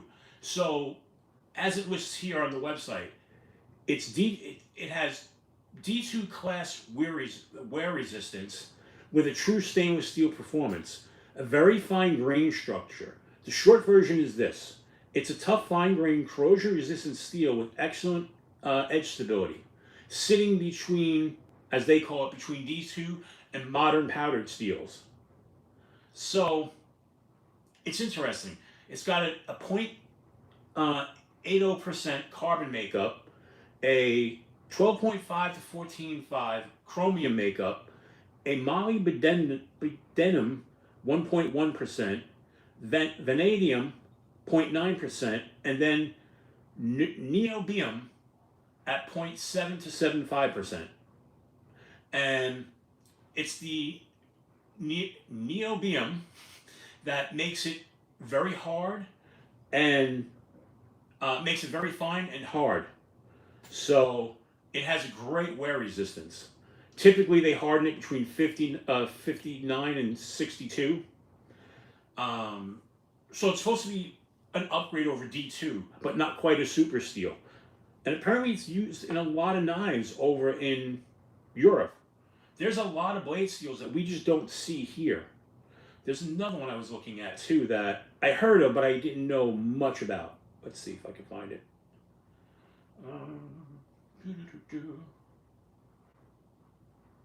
Of course, I was doing, again, because this steel is becoming a little bit more popular now, and I didn't know a ton about it.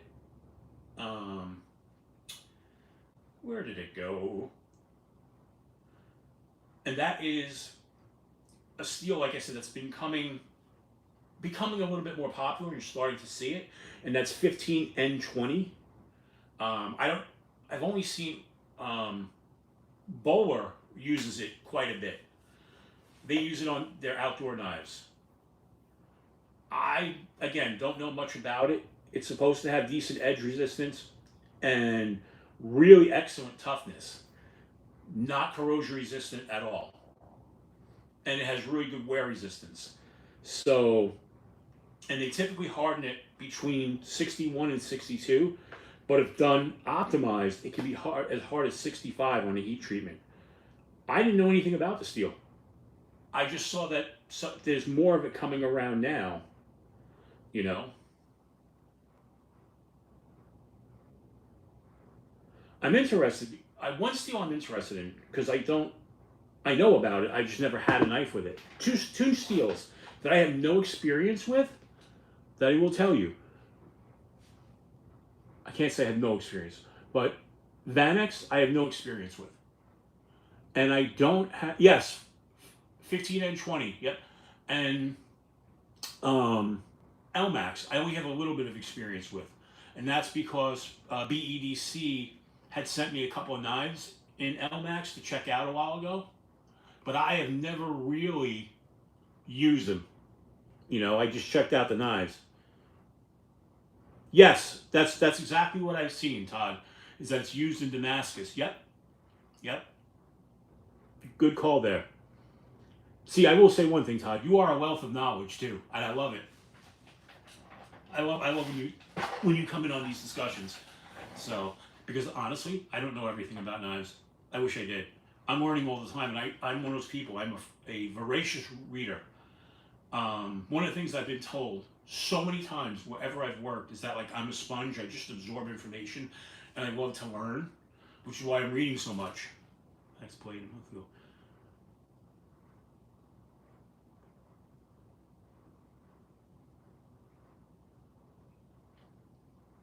Now you know what's funny, K Mason, Pop's Pro Cut about a year ago was offering, um, or they offered the Pop's Pro Cut knife making kit. I bought that kit. I still have it. I've never done anything with it because I don't really have a place to make a knife at the moment. So that's one of the things when we eventually buy this new house, I need a garage where I can work because I want to make knives. So rather sharp at LMAX and D2. I was like, gotcha. You guys know me. I mean, I'm not gonna lie. Most of my knives never get dull enough to really worry about crazy sharpening, you know. And when I do sharpen, I sharpen it most of the time on this guy, my work sharpener. This thing does wonders. Now, mind you, I'm not reprofiling blades. I'm not, you know, um, doing that sort of stuff. I'm just taking dull knives, running them through the workshop, you know, and using the ceramic honing for stuff that really needs to be sharpened. For, you know, light sharpening, I'm using this guy, you know, and or even this guy. And at the very least, where I put it, I actually showed all this in the video. I think I put it in the other room. Did I? No. Did I? I guess I did. If not, I've got the two other small workshop sharpeners. I'm one of those people, I just got it when I first started doing this. I started using workshop. Of course, I have the old Wazoo Viking stone, and the pinch I've sharpened on that, you know. Yeah, exactly. I would like to get a whatchamacallit, like a TS Prof system, or the Workshop Elite sharpener, but I don't know if I can really use it. You know, maybe if we, you know, eventually buy the house and I get into a place where I have a garage and I can set it up and actually make knives, I'll need something like that, you know? Oh yeah, yeah. I mean, you know, but you know, we say that, right? We say that, and for years, people used pull-through sharpeners and didn't think anything of it.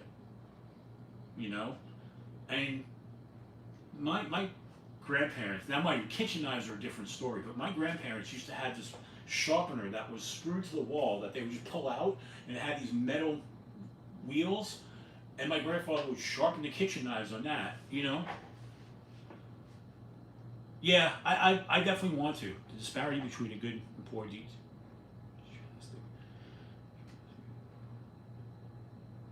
I think most.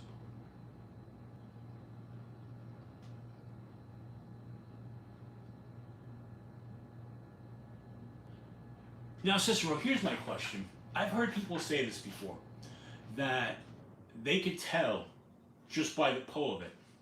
But I say this, and again, this goes back to my I want real evidence. I want real, like, scientific evidence. I don't want people's, well, I could feel it. Can you? Prove it. Prove it. If I blindfolded you, not you specifically, but if I blindfolded someone who says that and gave them three different knives, okay? And they were to sharpen them, blind, okay? Would they really know what steel they were sharpening?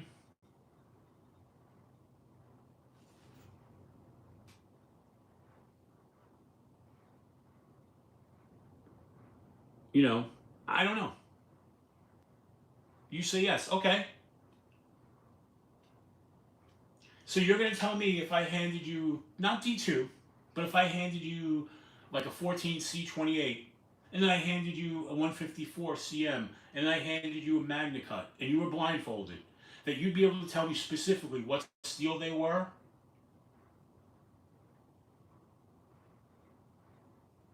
Douglas Wagner, welcome in. Because I doubt it. I doubt it.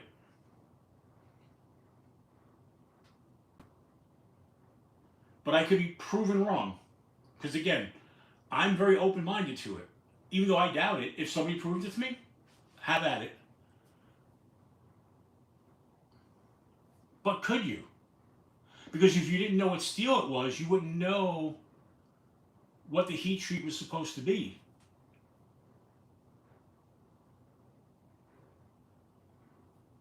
I don't know, and you might be 100% right. D-Metal 2367.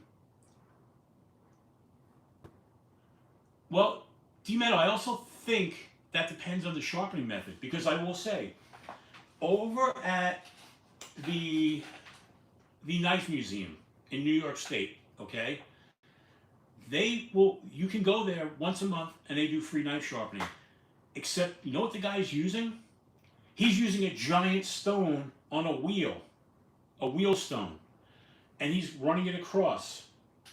And the wheel stone is it's such an antique. He has to pump the steel wheel with his foot to make it spin. It's not motorized, and that guy will give you an edge that you can cut anything.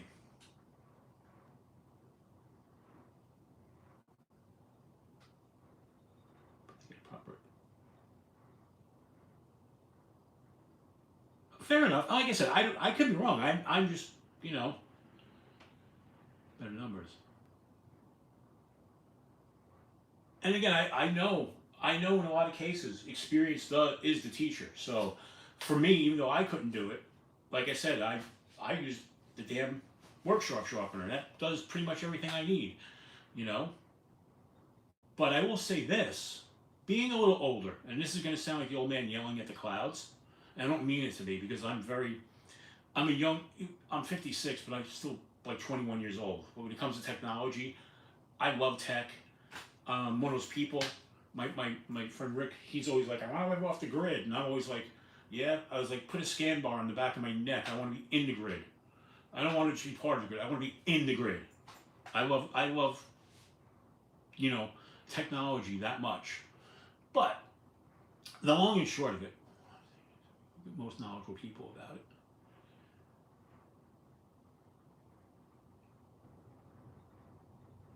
I gotcha. And what I would think, Cicero, answer me this, because I could be, if I gave you three of the exact same knife, and one wasn't heat treated properly, you could probably tell, because I guess you would feel a difference when you're running the bar across, right? That's what I think.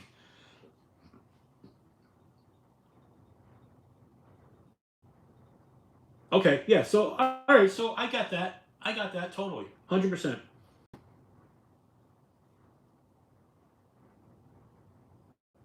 Fair enough.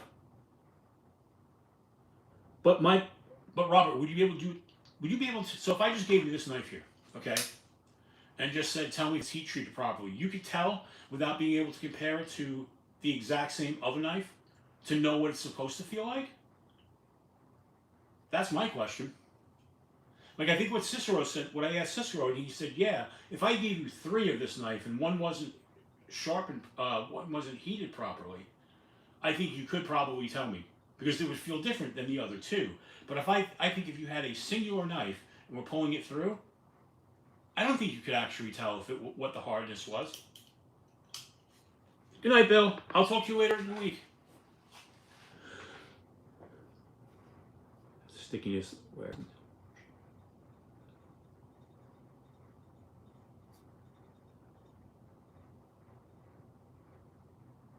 Again, and I'm not experienced enough. I'm not saying you're wrong. I just don't know. I need to see it. I need to feel it for myself. That's why I said when I eventually get into a place where I have a garage or have an extra room where I could set it up just, well, I wouldn't do it in the house, but where I had a garage where I could do knife making, one of my big things is I want to be able to get to that point, you know. But on a different note, I started to talk about it before, and I kind of went off path like I usually do. Good night, Blue. Appreciate you and everything you do. I love you, buddy. With that being said, like the other thing I sharpen with too, and this is because I have knives that won't fit into that damn workshop sharpener. I've got one of these with the different grits of diamond stone, and I've become pretty decent at hand sharpening with this. So on this you've got 600 grit diamond stone, 400 grit, 300 and 200, right? And then I have the angle guide that I put on the end, and that works pretty well. I'm not gonna lie. And these things are dirt cheap. You can get these in Harbor Freight, and they actually do work well. What convinced me to get one of these, I watched a bunch of videos, and there are a bunch of guys out there, and they're usually old timers who use these, as opposed to more of the modern type of sharpening methods, you know. But that's a ball game for a different type.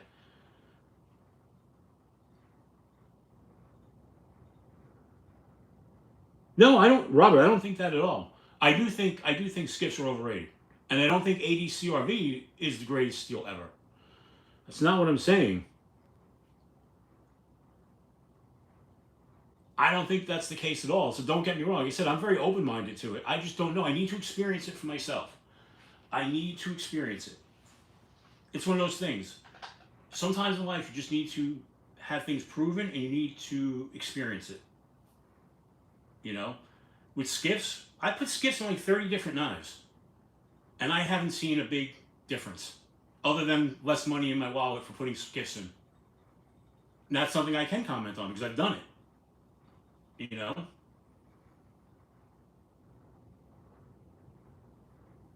Yeah, Jen Boys, you can get those at Harbor Freight. They're dirt cheap. Now, are they the best diamond plates? No, they'll wear out after a while. But I've seen a lot of old timers using them in videos. That's what convinced me to go get one. You know, I don't use it a lot. Again, I'm not a big knife sharpener. I don't have to be. I got 400 knives here. You know.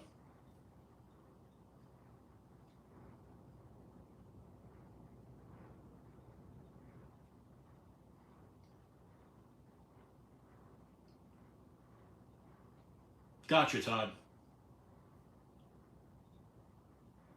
From what I understand, when it comes to Chinese D2, is that the biggest problem with them is heat treating, because so many low-end budget knives, they're pumping them out in such numbers. There's no way that they're heat treating them properly.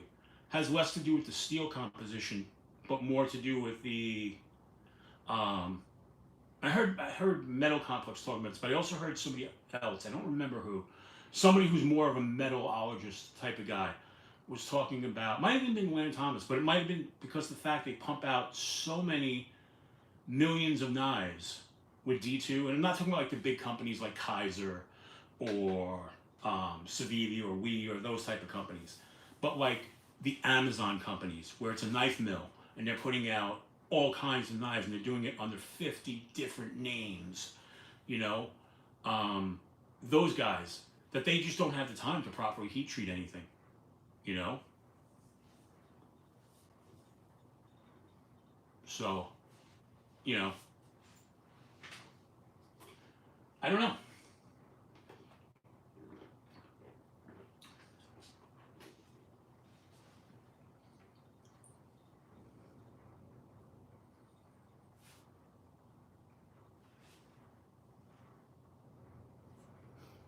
Did I miss?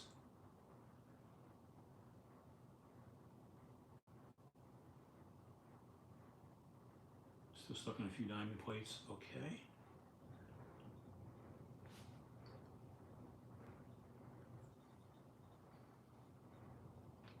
Yes, sister, that I know, 100%. You know?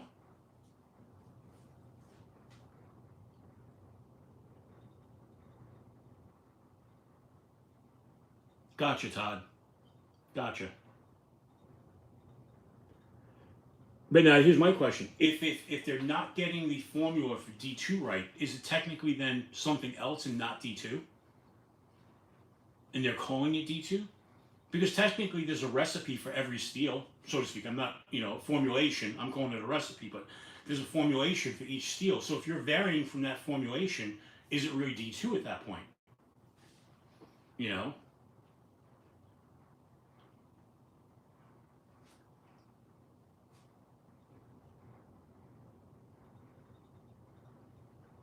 It's just, you know what I mean? And I could be looking at it wrong. But at that point, is it really truly a D2?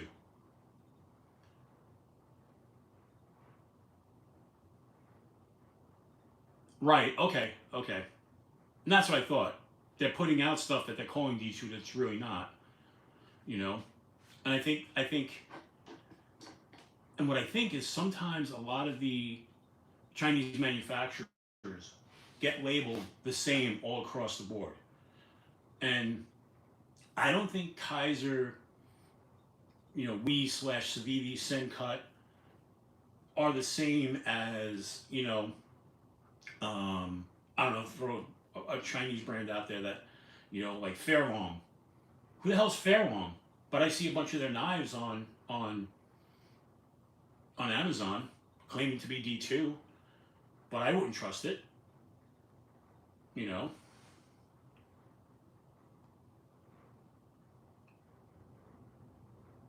Proprietary heat treatment.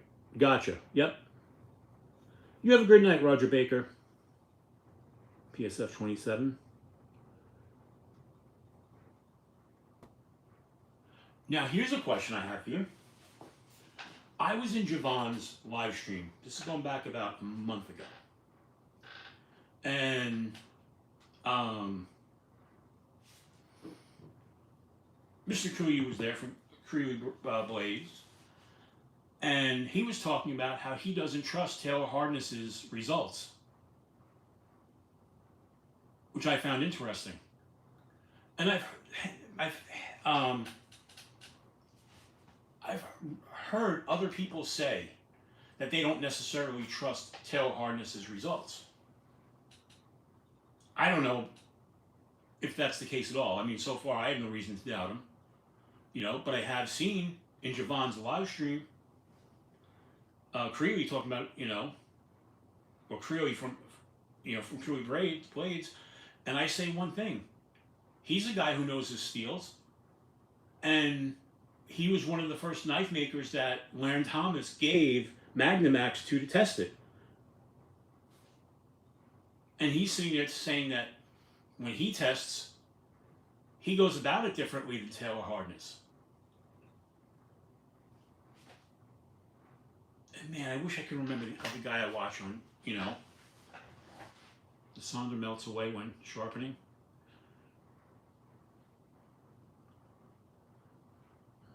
She was mainly Civivis. It's night and day difference. Okay. That's interesting. Oh, right, the Sonder, the Ozark Grail. I keep forgetting it has a name now. When you said the Sonder, I was thinking the Yonder. And I was like, wait, that's the Civivi. No, gotcha. Got the name confused in my head.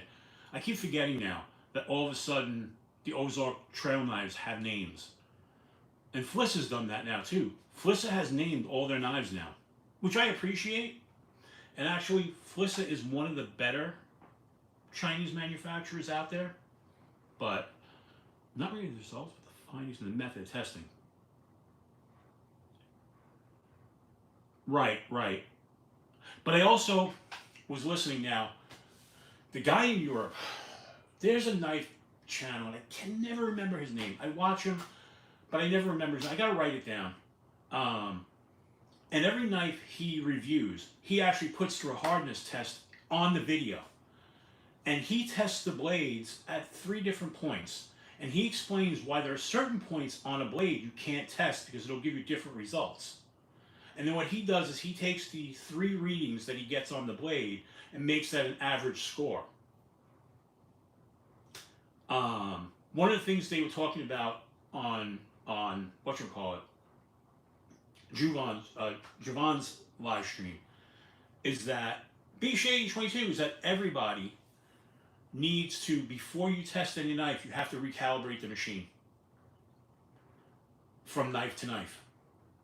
And it also has to be perfectly level. If the knife's not perfectly level, it can actually change the results. Again, I don't have the machines. I never studied metallurgy. I don't know, you know, but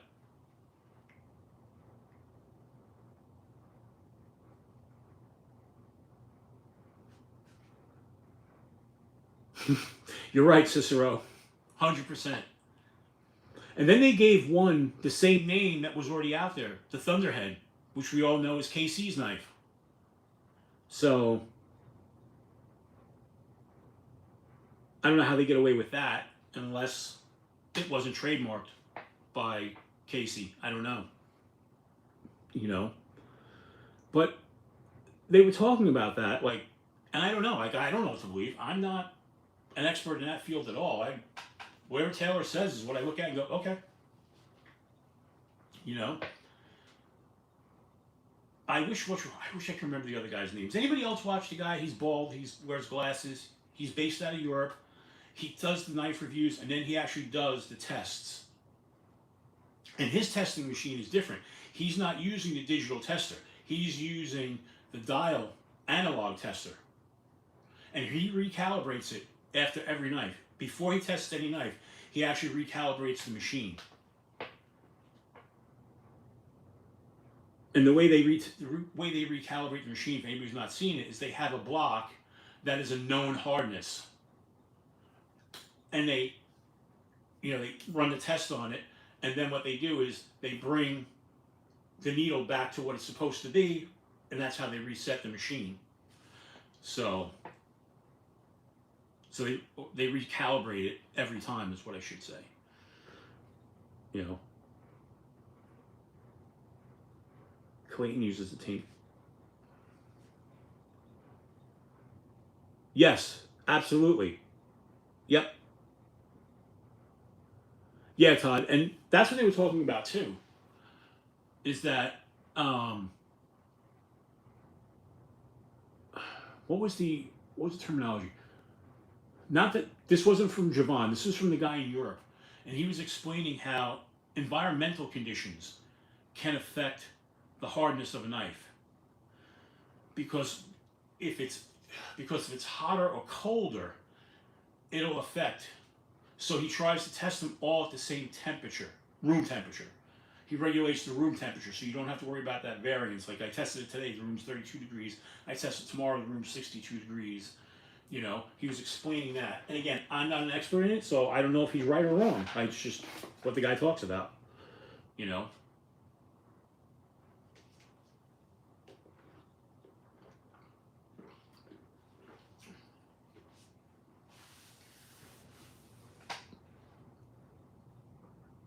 I would love to buy one of those machines and learn how to use it.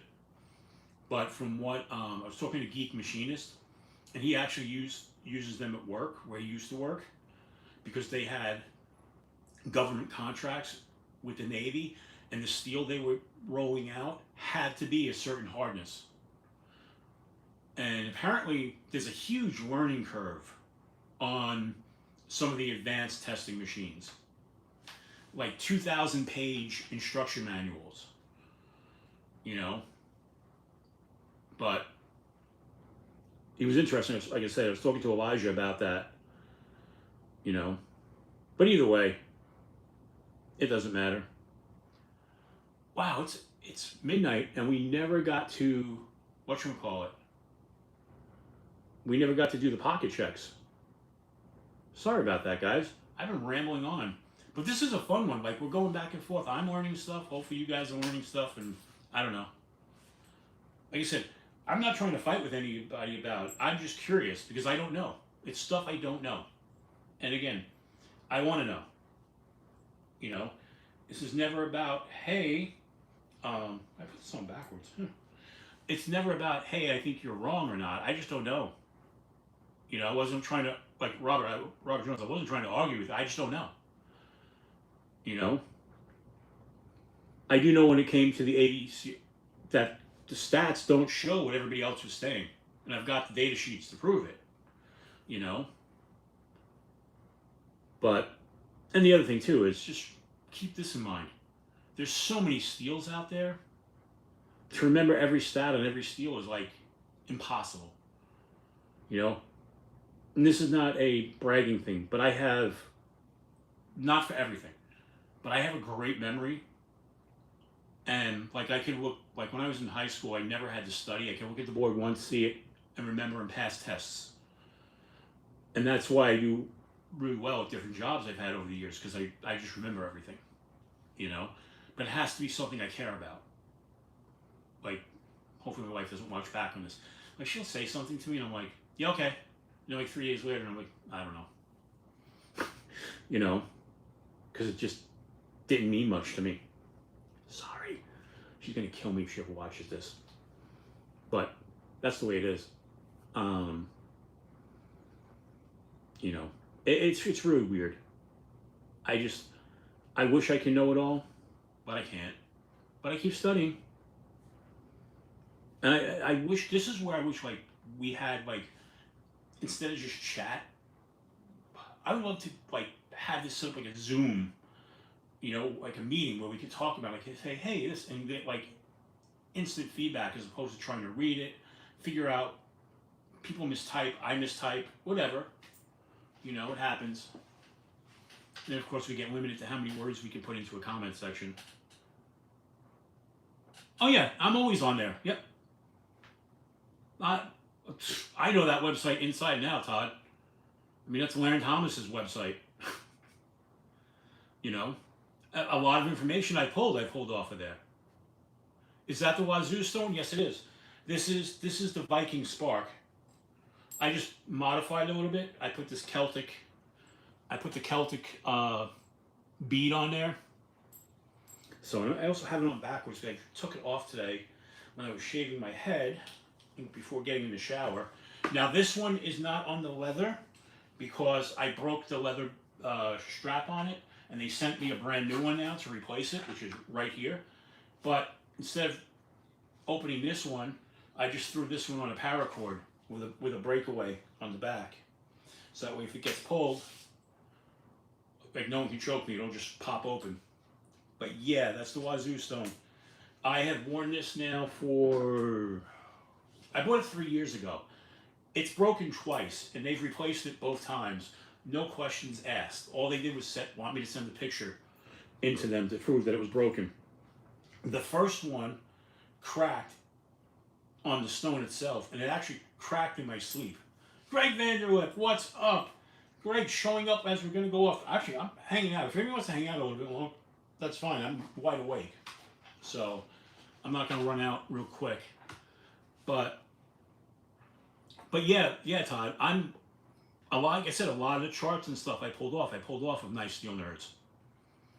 So, you know, I would love to have Larry Thomas here on a Sunday night, you know.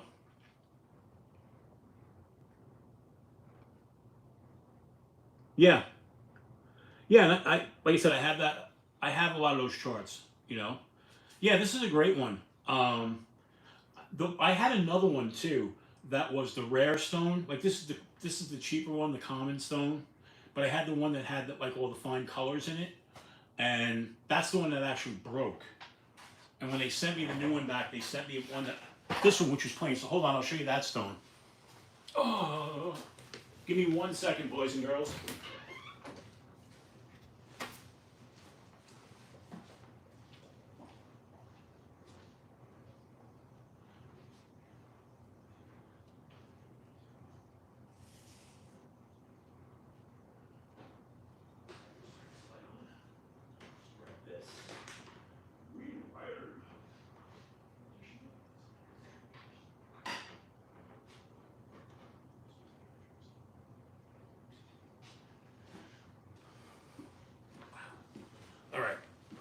I'm almost back. The original stone. So this was the original wazoo stone that I had. If you look at it carefully, it cracked right across here, and I've epoxied it back together. But I don't know how good it would be for sharpening because you can feel the gap right here, you know. But that was the nicer looking stone. This one is very plain. You can see the difference. But I didn't bother. They already replaced it. And the newer one, I actually like the newer one that came in because there's very little, just like coloration. Like this has a little bit of brown in there, you know. This one is almost pure, but I'm going to keep wearing this one. I might even use this one for a giveaway because now that I have this one, but I do like the leather strap on it. I don't know. I got to figure that out, you know. But yeah, this was the original one that I had. And I keep this because I actually use it kind of like a worry stone now. So, gotcha, Cliff.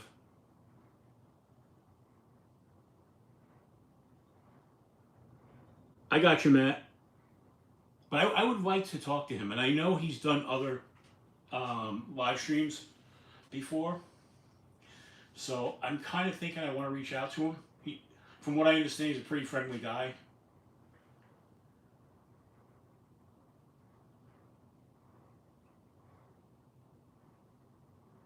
Yeah, exactly. What I would actually probably use this for is putting this in my tackle box for sharpening hooks because I don't need to go across the whole thing. So that's what I was thinking about, throwing this in the tackle box because that is one of the things. That's what that wedge is for. It's actually for sharpening fish hooks. And since I do fish quite a lot, you know, but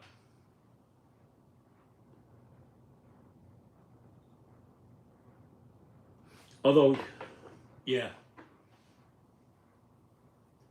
It's funny, on the back side, you can't feel it. It's on the front side that I could feel it. But I wouldn't use this, you know. I wouldn't use this for, yeah, absolutely, you know. Oh, the other knife I've been carrying, another couple of knives I've been carrying is this guy here, the Big Idea Design.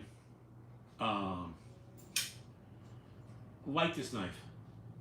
It's small, but I mean it's super clean, you know, with the way they have the screws hidden. So, and the jimping's pretty nice on it. It's a small knife. It's a 3-finger guy without a place for a lanyard. So if I did tie a lanyard, I'd have to tie it off to the clip. But I like it. It's a great little knife, you know. Now, if you like this knife, but you don't want to spend the money on this knife, just buy the the CJRB cane. It looks exactly the same except that it's got screws, you know. And then the other one I was carrying is this custom baby banter, and this has your Urban Carver carbon fiber scales, where they added the on this one, let's see, it's on both sides. They added on this toothpick. Let's close this up.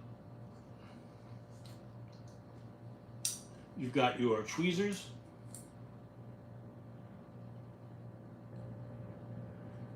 And because this was a complete custom build, you're not going to be able to see it because the lights are on. You've got the Glow Rhino Tritium thumb stud. And this thing weighs nothing. This is such a cool little custom build that I got in if you watched the video where NAFS offered last year, they offered the blind burrito, their mystery burrito box that came with, like, you paid, I think it was $100, and you wound up getting almost like $200 worth of stuff in it, you know, by the time you factored the knife. And this was the knife that came in it. So kind of cool. You know, if you like the little baby banter. And I do. Now this is a knife that I could use to cut rope without ever getting rope caught in there because of the finger choil. You know. But what time we got? 12:10. Very cool. You have one in the backpack. Very nice.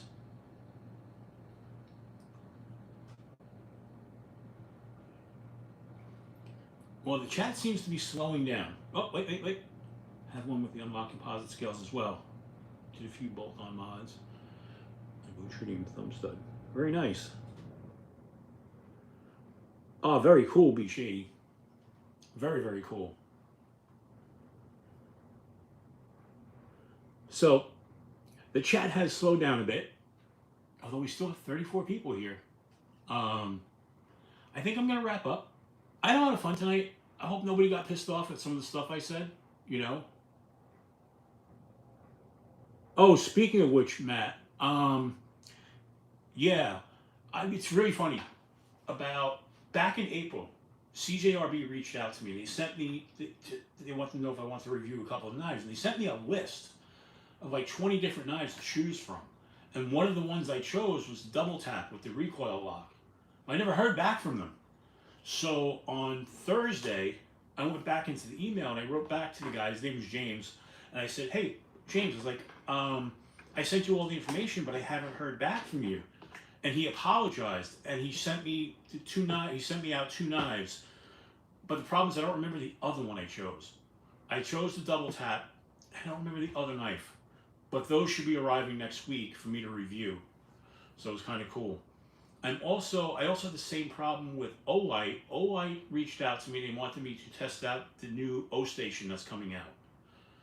And that was back in April as well. And I responded to them, and I haven't heard anything back. So I just wrote them an email on Friday. I might hear back from them tomorrow because the time difference in China. That's going to be interesting to test that. People are sending me a lot of stuff. Unfortunately, not a lot of it's knives. It's a lot of other EDC stuff, you know. But we'll work knives into it. I promise. Yes, it's very much like the Shark Lock. I don't have one here next to me. Or do I? Wait a second. No, I don't. I know. I thought I had one here. I think I put them away because Karen knows a couple weeks ago for the videos. What it is, it's a combination of the Shark Lock and a crossbar lock. So you have the crossbar lock, and then you have what looks like a Shark Lock on top. And when you pull that back, it actually pulls the crossbar lock open. So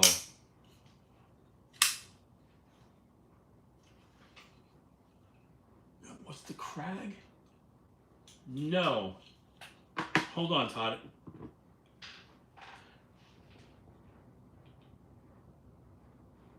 Thank you, B Shady. Appreciate it. Hold on, I'll show you. Todd, I know which one was the first. I just can't remember the name. I'll look it up right now.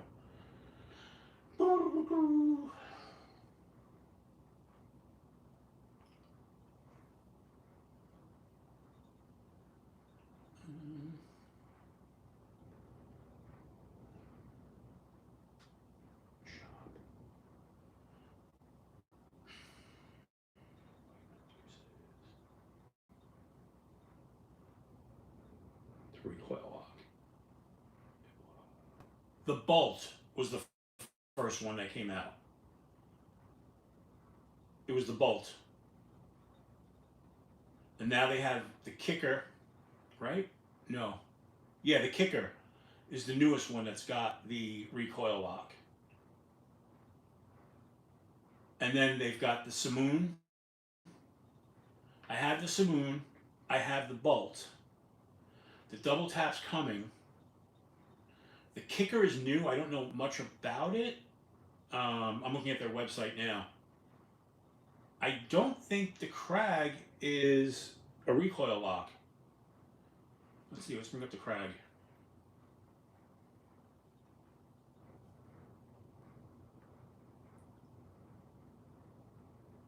Yeah, no, The Krag is a liner lock. It's not a recoil lock. But it was the bolt. Was the first one. I remember getting that, ordering it on release day to try it.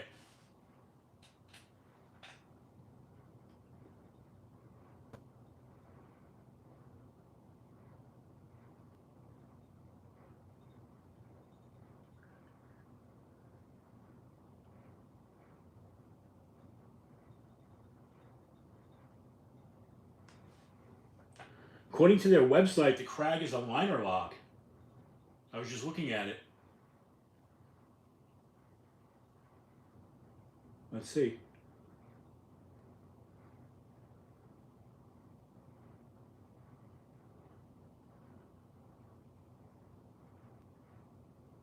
Yeah. All the Krags are liner locks. They're not a recoil lock.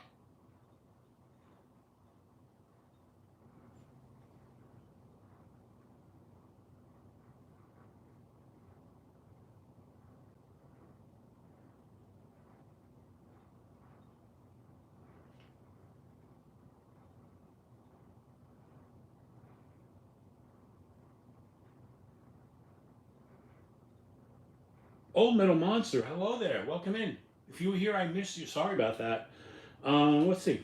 Hold on. The double tap. Let's go grab the double tap for a second. Oh, let's just go back one page because it was on the other page.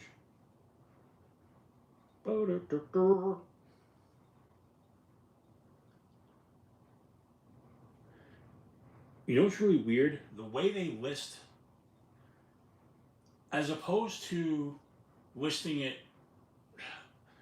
instead of listing it as your drop-down menu as locks, they list them as open. But the, let's see, the recoil lock. Okay, there's the recoil lock and there's recoil lock 2.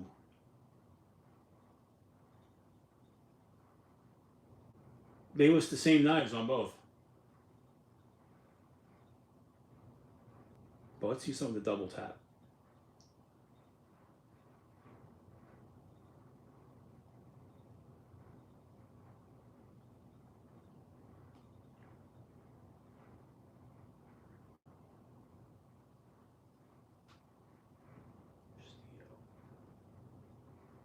Well, time will tell if it's a secure lock or not. Because of the size of it, I'm actually going to be probably using it as an outdoor knife. Although it's only D2 steel, so. But, we'll see. Now they have the other big monster that is like, what's the other big monster they have? Let's see. Sharp. Opening type. Slip joint. Crossbar lock. Frame lock. It's the big frame lock. The big monster. The Tundra is the other big giant one. Now, the Tundra is a frame lock, but it also has a lock pin. So you put the lock pin through, which essentially when you put the lock pin in, at that point, it's basically a fixed blade. Because you'd really have to break the frame lock and then break the steel pin that goes through as well. And that's not like a little thin pin. That's a thick pin that goes in there. I actually think that might be the other one I asked them for. Because I wanted the 2 big knives. I don't remember. Like I said, that was back in April. Actually, I can tell you. I have the email here. Because like I said, I just got the email from him on Friday. Let's look at Friday's emails. Friday. Oh, I gotta go to all box, not just unread. Let's go to inbox. Let's find out.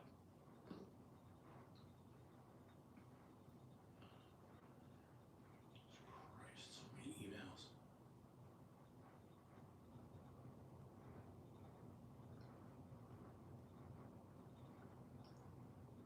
So when people ask me why I never sleep and only get 4 to 5 hours of sleep a day, it's for situations like this, and I'll show you what I mean in a second. Yeah, there we go. What were the ones that I requested?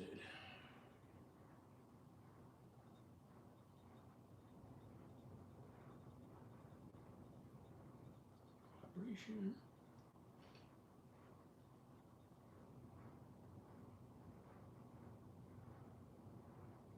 Yeah, those are the two yeah, those are the two. Okay, perfect. With that being said, check this out. I read my emails every single day. I currently have 87, look at that, 87 emails that are unopened. 87 of them between 1, 2, 3, 4, 5, 6, 7, 8, 9, 10, 11, 12 email accounts. Why do I have 12 email accounts? Well, I've got email that is my professional email that I use for like job applications, things like that, right? I've got the one for the channel. I've got one that I use if I think I'm going to get a lot of spam. So like if you're signing up for like grocery cards or that type of thing, I have one for that. Then I have one for my photography business. I've got 3 different ones for, I've got the main one for the ghost hunting team. I've got a secondary one, which is my personal for ghost hunting and paranormal. And then I have a third for that. Okay? I've got one which is just for my music stuff. So if I'm getting stuff from different music manufacturers, they come in different than the mail I'm getting from the knife companies. I have them all, each account is set up for a different thing. And this is a typical day, 87 emails. And I've already gone through like 30 of them today. I think when I got up this morning it was 110 or so. But that's me. I get lots of emails. Lots and lots of emails. And most of them are not spam, by the way. You know. But it is what it is. Some of them I should like unsubscribe to. Like T-shirt hell. They send me their newest T-shirts like every few days, you know. Netflix sending me stuff like, oh, this is coming new, you know. They're telling me I can order Grand Theft Auto 6 through Netflix. Nope, not gonna happen. You know, I don't know. It's just a lot, but that is what that is. So, what time is it? 12:23. Maybe we'll just go to 12:30 because then we'll have been on 2.5 hours, which is kind of cool. And we still got 28 people here. Let me bring up the chat again. All right. What did I miss? What did I miss? Becoming the homeowner. Heads up. Josh, welcome in. How are you, brother? I only have one Hogue. I have a Deca, and I love it. But I've got the blue FRN handles on that, and I'm thinking about getting something from Original Goat to upgrade that, but not right now. Hopefully, knock on wood, if I get this job, I'll be back in the game a little bit.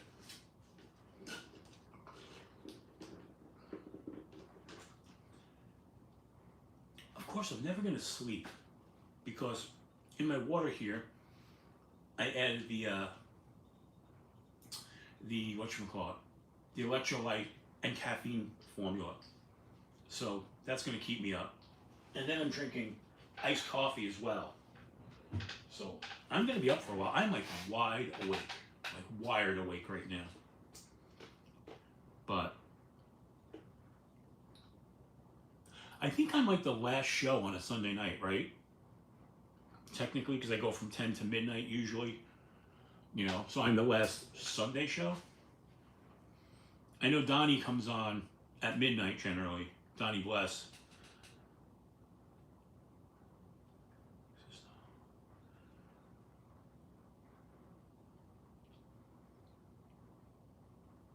Todd, we're going to try that.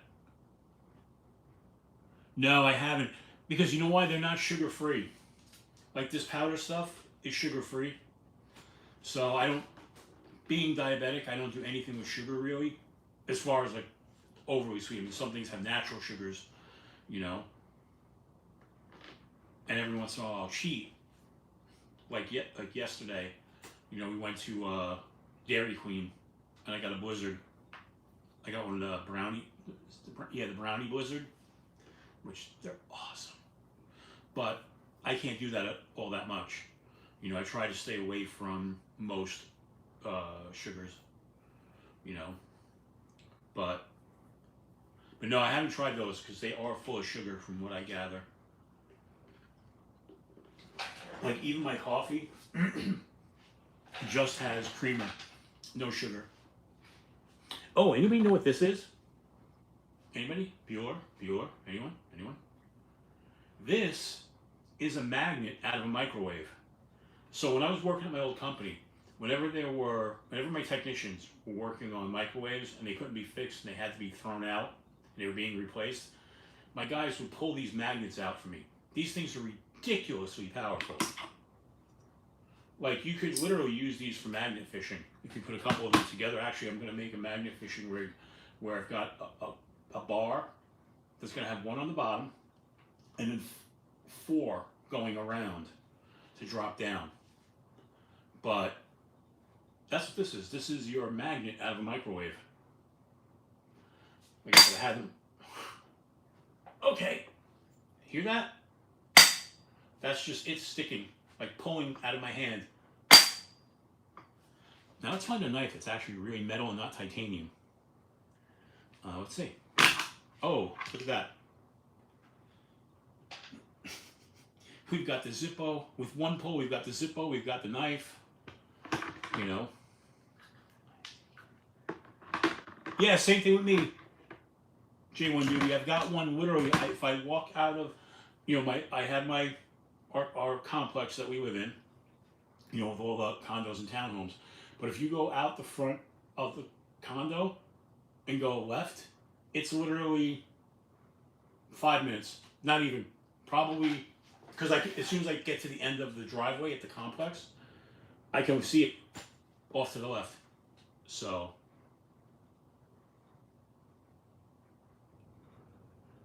Oh man, Matt, that stinks.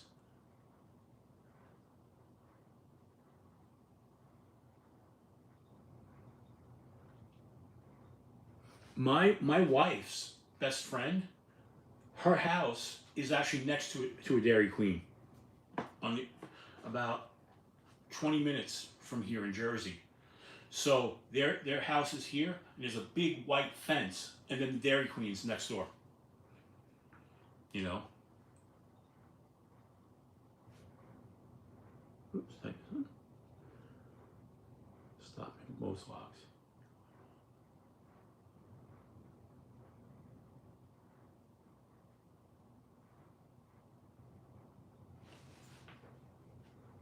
Yeah, Todd, I don't like to baton with folding knives, but I'll show you one that I had batoned with. Not this particular one, but the same model. This Bunta from Petrified Fish. This thing's just a monster. Like as far as like the blade, it held up no problem. You know. Now mind you, I'm not doing anything wide. When I baton with this, it's like literally you're taking something no wider than that, you know, so you're not going into like real hardwood, you know, it's just testing it for the sake of testing it. You wouldn't really do that, you know. I would baton with, you know, something like this instead.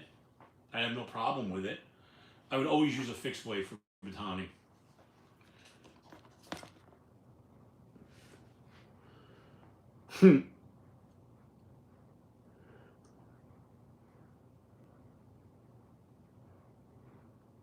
Yeah, the one by me, J1 Dude, doesn't have, it only has ice cream. But there's one, about 20 minutes the other direction, as opposed to the other one that I was telling you about before, that they have a full sit down and you can get everything there, like their full food menu. And they actually make pretty decent burgers. I mean, in the grand scheme of fast food type of burgers, you know. I mean, just to the other side of our complex, we have a place that specializes in burgers called Cow Patties. And they have some of the most amazing burgers around. Unfortunately, they're not cheap. But they specialize in burgers. They only serve, the only thing they have is burgers, fries, and that sort of thing. And they have like chicken fingers and chicken sandwiches. But that's it. The menu's very limited because they specialize in all kinds of burgers.